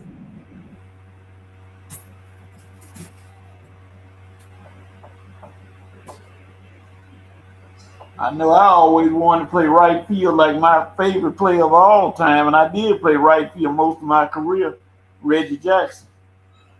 I mean, I wanted to do everything Reggie did. I didn't have a candy bar named after me. I tried, Well, but it yeah, didn't work. I didn't. Did your game represent Reggie Jackson? Not who's your favorite player? Oh, I was hitting bombs now, and when I was young, and then go to college, I was hitting bombs now. I didn't. Left-handed or right-handed? I couldn't do. I wasn't right hand. I'm left handed. That's another thing. But I tried to do everything Reggie Jackson did. I couldn't hit left handed. I was right handed. Then I also like the Cobra, Dave Parker too, because I like throwing people out at the plate.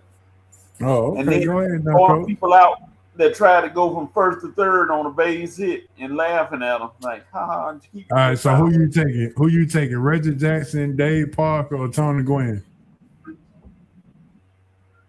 I couldn't beat Tony Gwynn.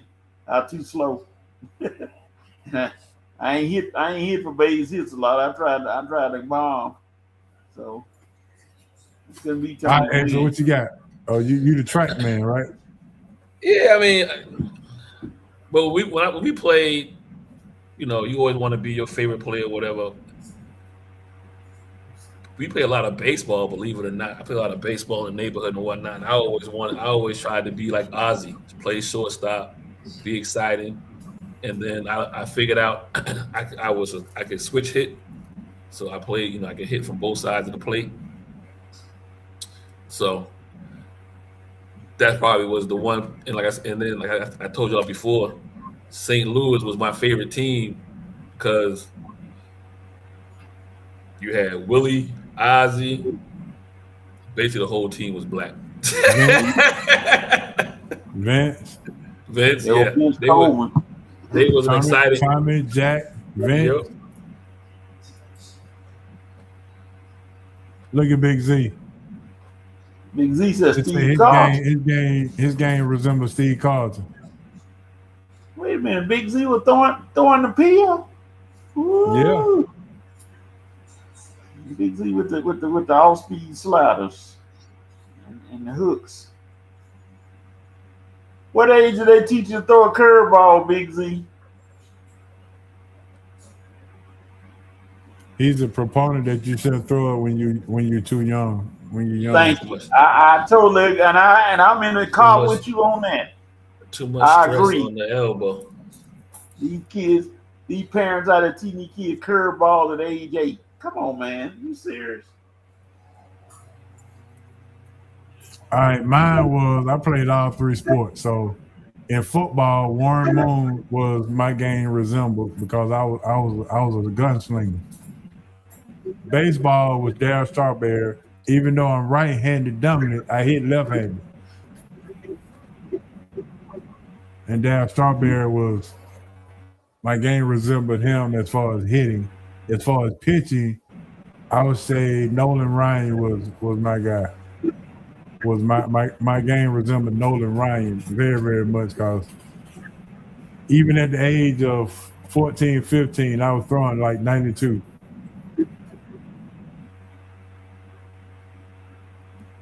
And then basketball, I was a shorter version of Magic Johnson for sure.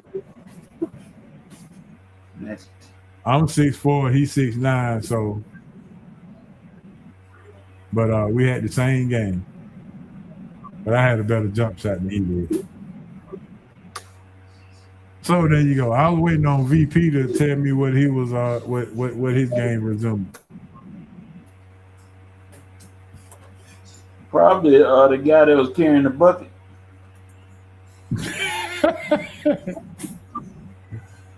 Dang. Yeah, here it comes. You say here it come. You know it's coming. Maybe he didn't see that. And he on his way to wherever he's going.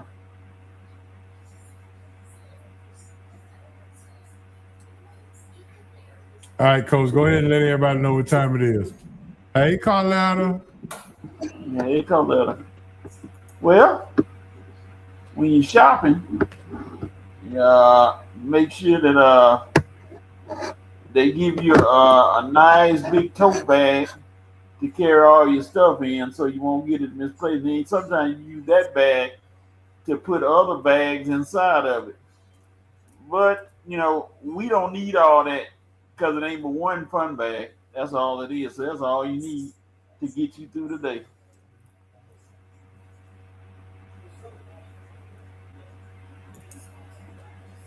SRT fun bag, go. Make up your mind. Think. Since you're thinking now, go on, think. Is it fun? No, sir. No. No, sir. Absolutely not? Zero fun, sir.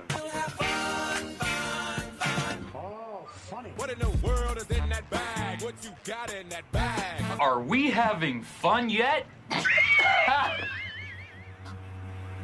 Yes, sir. You already know it is SRT fun bag time. It's about 8:43.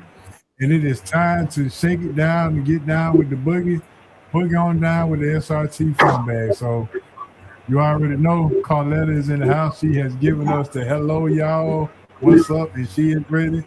So we are ready too. The very first question of the night, you already know the fun bag. We got 6 questions. You got 30 seconds to answer thought-provoking question. Thought-provoking. Thought-provoking, absolutely. What did you get in trouble for the most while you was in school?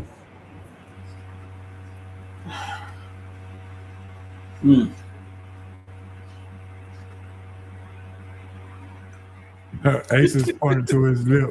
He had to. You got bored in class because you finished all your work early and you got bored and started talking to everybody else and got in trouble. My mouth, yep. Carletta said talking to me. Everybody. And my siblings. Everybody gonna be in that car.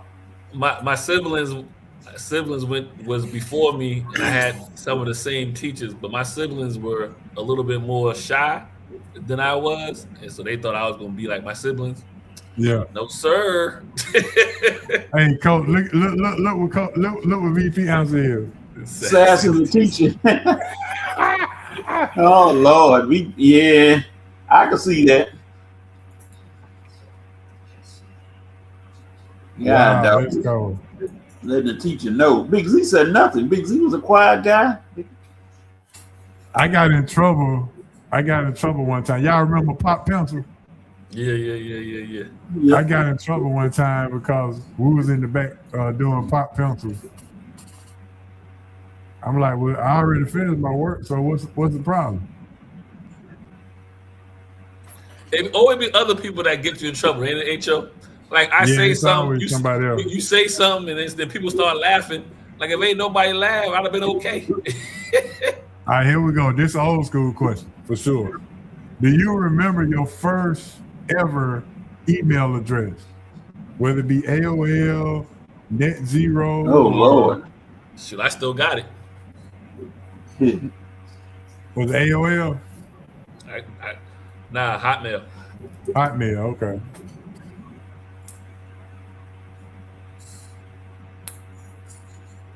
I got an email address like grandma still got the same number. Look, VP, he already Hotmail.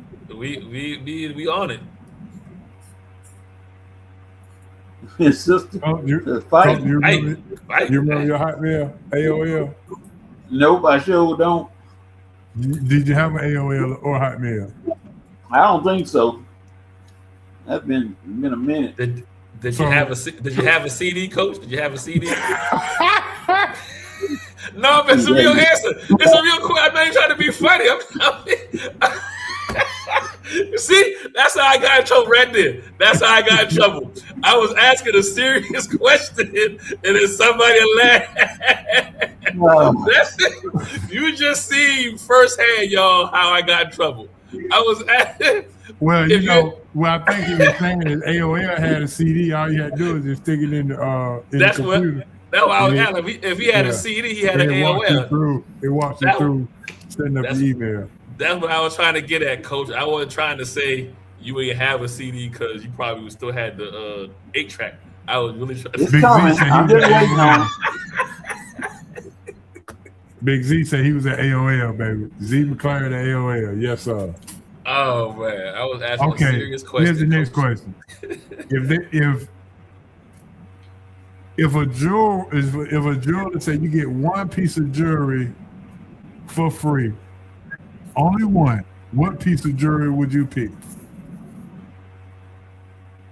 Necklace. A bracelet, a necklace, a watch, a ring. Probably a watch.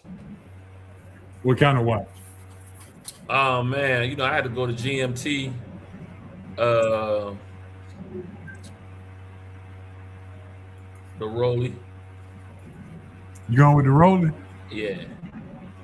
All right, Coach, what you got? What piece I of want the jewelry gold you necklace. get? I'm getting a gold necklace. I'm flossing. Look at Carletta. Look at the princess. Allergic. Allergic to all jewelry, silver, gold, Oh. copper. Oh.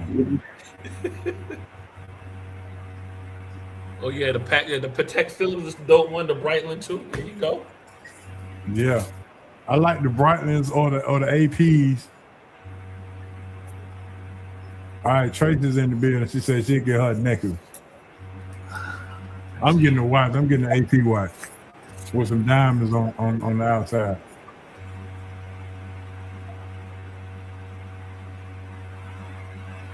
All right, Coach, here we go. Keep, bench, and cut. Answer, this question is mainly for you because you are the king of this. Keep, bench, or cut. Fried rice, yellow rice, white rice. Oh, this is easy. Fried rice, yellow rice, or white rice. This is easy right here. No love for the brown? Well, I mean, I'm messing with you, man. I think am. your last name was already Brown, so I didn't put that in there. I am keeping the yellow rice. Big Z said a platinum rolling. Good Rolling. God almighty. Okay. Keeping the yellow, benching the fried, and cutting the white. Okay. Got to be healthy. I'm in the car with you. Yellow rice first, for sure. I'm keeping it. Fried rice second, because I can add chop up some chicken and go with it. Mm-hmm. Yep. Coach, what you got? Keep the white, mince the yellow, cut the fried. Carletta said, keeping the yellow, bench fried. So she in the car with us, Ace. Yes, she in there with us. Tracy, keep the fried, bench the yellow, and cut the white. Everybody cutting the white rice. I ain't. No, you gotta have white rice. Gotta have white rice.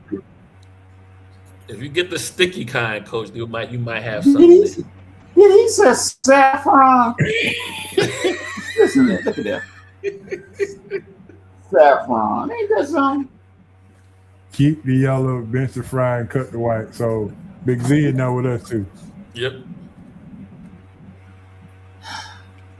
All right, here go the money question. Which is harder to do? Which is harder to do?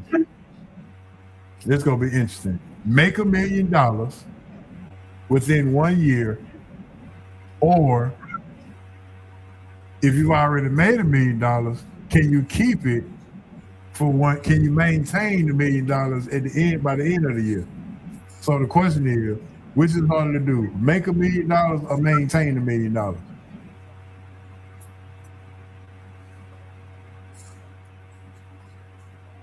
Making $1 million. Making $1 million is hard to maintain. Because once you make the $1 million, you should have all processes in order. Now it's rinse and repeat. Or if you want to go and do something different, you take what you learned from making the first one and rinse and repeat on the second. You know what I mean? Yeah, Coach, you got a question. I mean, you got a. I'm sorry. Making me expand your palate.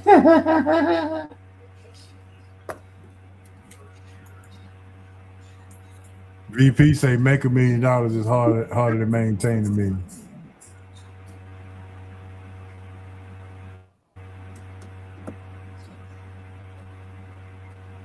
Yeah, make that $1 million. So, Coach, what you think? Making $1 million is harder to keep maintaining $1 million? Yeah, making it hard. Once you get it, you good. I ain't no. I don't like. I ain't spending on a lot of stuff, but once you get, you gotta work so hard. that's the question. Once you make $1 million, will you still have $1 million by the end of the year? Yeah. If you have $1 million in January, by December, will you still be a millionaire? Yep. Because I'm going straight to Google or one of those stocks and say, here you go, make money for me.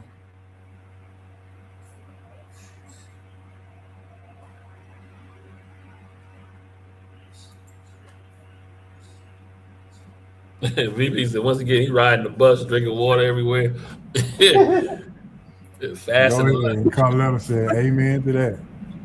But yeah, no, I think I think the hard part is making it. Now, granted, you can lose it, but I think a lot of people lose it. The people that we hear about losing it a lot is the ones who kind of get it quickly. You know what I mean? So they don't really get to learn to appreciate what they got. But if you had to make that $1 million, you're not gonna lose it as fast. Like I said, you gonna take what you learned to make it and put that same energy in something else. Keep bench and cut. This is a concert for over 60. Now, when we talk about the people that's coming, we talking about the people that's actually performing. So keep bench and cut. Patti LaBelle, Anita Baker, and Sade. Woo. Keeping.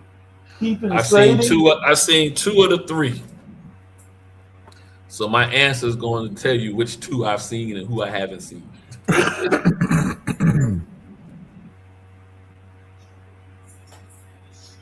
Anybody can go first. I'm keeping Sadie, cutting Anita, and benching Anita and cutting Patty. I was almost there with you, Coach. I'm keeping Anita, I'm benching Sade, and I'm cutting Patty. I'm sorry, Auntie.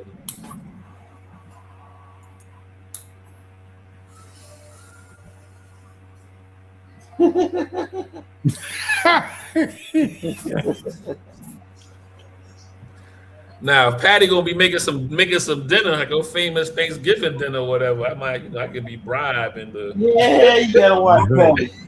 Patty slide them patty cakes and them apple pies and all that stuff in there. I can be bribed, Miss Patty. I can be bribed. But I sit there mesmerized by Sade. I wouldn't hear no words she's saying. She be talking about is it a crime? Yes. Carletta says she keeping Anita, she cutting Patty, and she benching Sade. I think everybody. Oh, Big Z said he cutting Anita. Big Z, did Anita not show up for the last time she was here? So you holding that against her? Damn, look at this fool. Don't go to Shirley C. We made it. There you go. All right, keep bench and cut. How are you traveling to your next free weekend destination? Road trip, fly, or train? Road trip means you driving. You make this too fly easy. is in the plane, or or you go ride on the train. You make this too easy. Ain't no you can already put plane. Flying. I know I ain't flying. So road trip, keep bench, train, Flying, not a chance. Not a chance. What you got, Ace?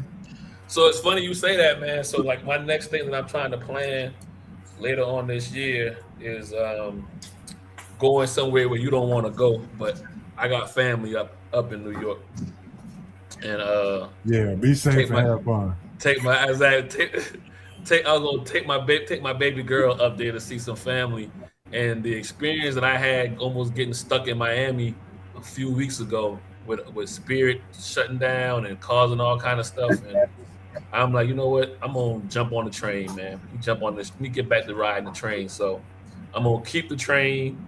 I'm gonna bench the road trip, and then I'm gonna cut flying for the time being. Now, obviously, if I leave the country, you gotta fly, but my next few trips are gonna be domestic.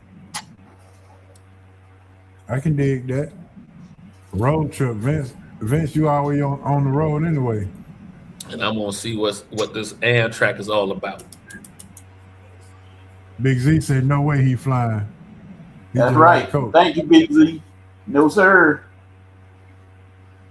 I love driving. I like to see stuff. I do not like flying at all. You forget me. All right, Ace, on a plane. This is the last money question. Ace, what you were doing when you were doing like this today? I'm doing my man in Congo, the statue. So funny you mentioned that. I was gonna say something earlier, but the question is, could you spend 2 weeks in Congo camping, sleeping outside for $1 million tax-free? Yeah, I'm gonna give it a try. Yeah. You sure?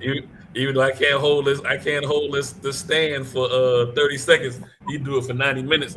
But yeah, man, $1 million on the line. Let's get it. Let's go out there. Let's figure it out, baby. I know how to start a fire with a stick. I know how to catch some wildlife, get it cooking. Listen, we. But how you gonna avoid the wild? How you gonna avoid the wild though? We gonna figure it out for $1 million. You got zebra, lion, tiger, zebras ain't gonna bother you. I'm more worried about snakes and spiders. To be honest with you, the big game animals, if you don't go in their territory, they ain't bothering you. It's them little crawly things that could get you. All right, Coach, what you got? Nope. You're not doing it? I've actually slept outside before on top of a mountain. So, you know, when I was fighting forest fires, I stayed outside. It was an overrated experience. Looking up at the stars. Money, Coach. Huh? Let's go get this money then. You done slept on mountains. Let's go get this money. That's some good. With the fighting firefighters is good money. Forest fires is good money. Now I ain't gonna lie. I wish I could do it again. Look at this. Look, see. I knew he was coming with something. Here you go. Angles don't count. I knew something was coming. Just had to wait him out.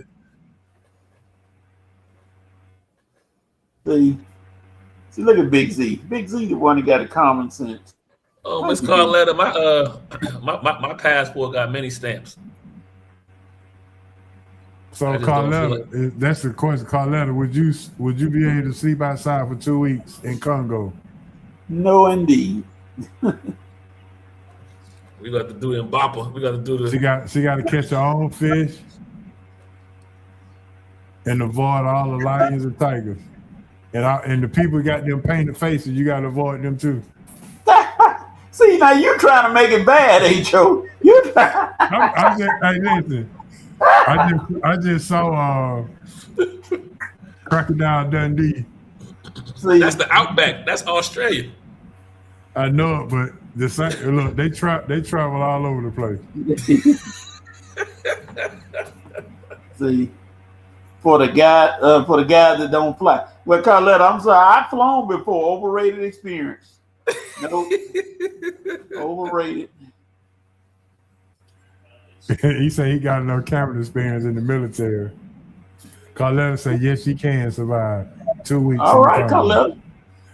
Listen, she gonna have her CD player with all the gospel music. I was about to say no perfume allowed. She gonna be attracting the no perfume. She gonna have Yolanda Adams and Jessica Reddy playing in the background to make sure all Look him on deck. Look him on deck, huh? Miss Carletta, that was Coach that time, not me. I had to sneak him in. I'm sorry. I apologize. Right. The last question of the night is, give me an example of how the English language is so hard to learn. And I'll go first. If you spell hour, it's O-W-R, hour. But if you add a Y, it goes to yours. Don't make sense. There. All right, Coach, your turn. The one that I can't stand forever. When people, somebody dies, people say, oh goodness, I'm sorry for your lost, L-O-S-T. Like, what is lost? Ain't no sorry for your lost. You're sorry for your loss, L-O-S-S. That's a good one right there. Which one? Tracy. Hour. Yeah, Tracy, Arkansas, Kansas. Arkansas, yeah. Arkansas. Now, and now. N-O-W, K-N-O-W. All right, and this gonna be the last one for tonight. If scent is spelled, if scent is spelled S-C-E-N-T, and if you take the S off, it's still spelled scent, C-E-C-E-N-T. Then if you spell scent, smell scent, then which letter is silent? So S-C-E-N-T, S-E-N-T. Exactly. You see my point? Yeah. Hey. That's crazy. It is a crazy language.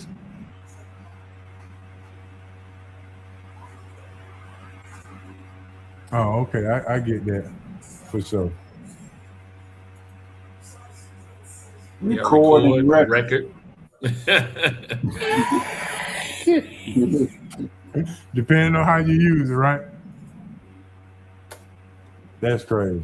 Yeah, no. Well, I said no now and no now and no now and no. But each one is N-O-K-N-O-W-N-O-W. Something like that. Yeah. Anyway, yeah, English language ain't. Either way is messed up. Well, it ain't for the week. You know what, folks?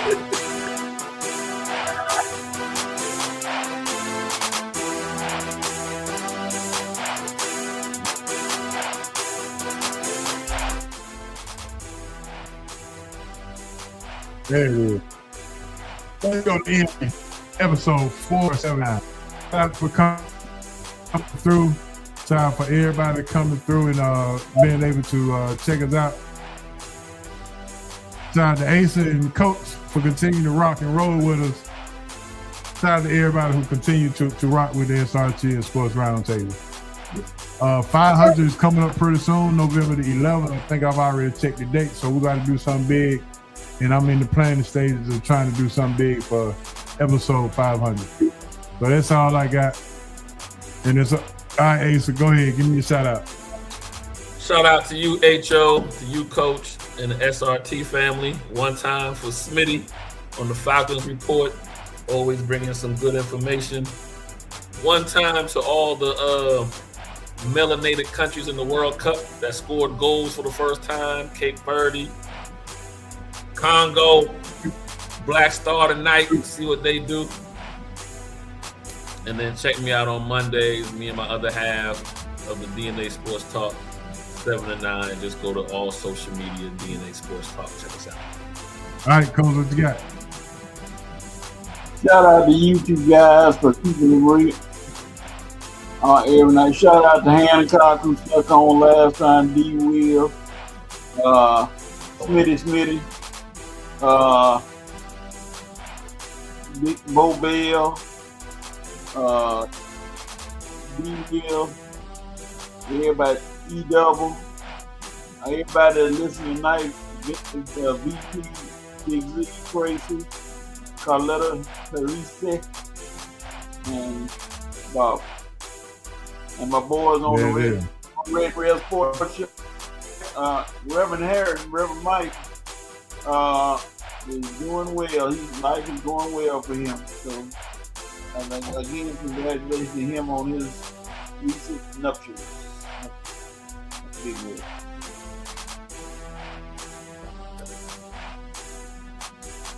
With that being said, I look like I'll be ready for Saturday this week, Coach. All right. What about you, Ace?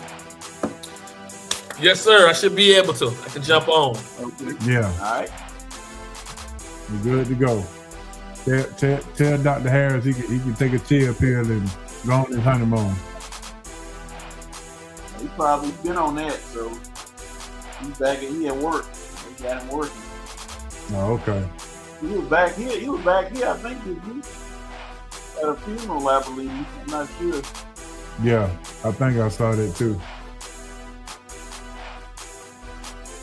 All right, man. With that being said, R.I.P. Moms and Pops and R.I.P. BC.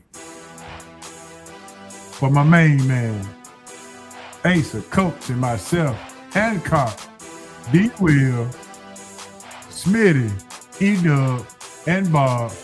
This is SRT episode 479, and we'll holler at y'all next week, episode 480. We out. Peace.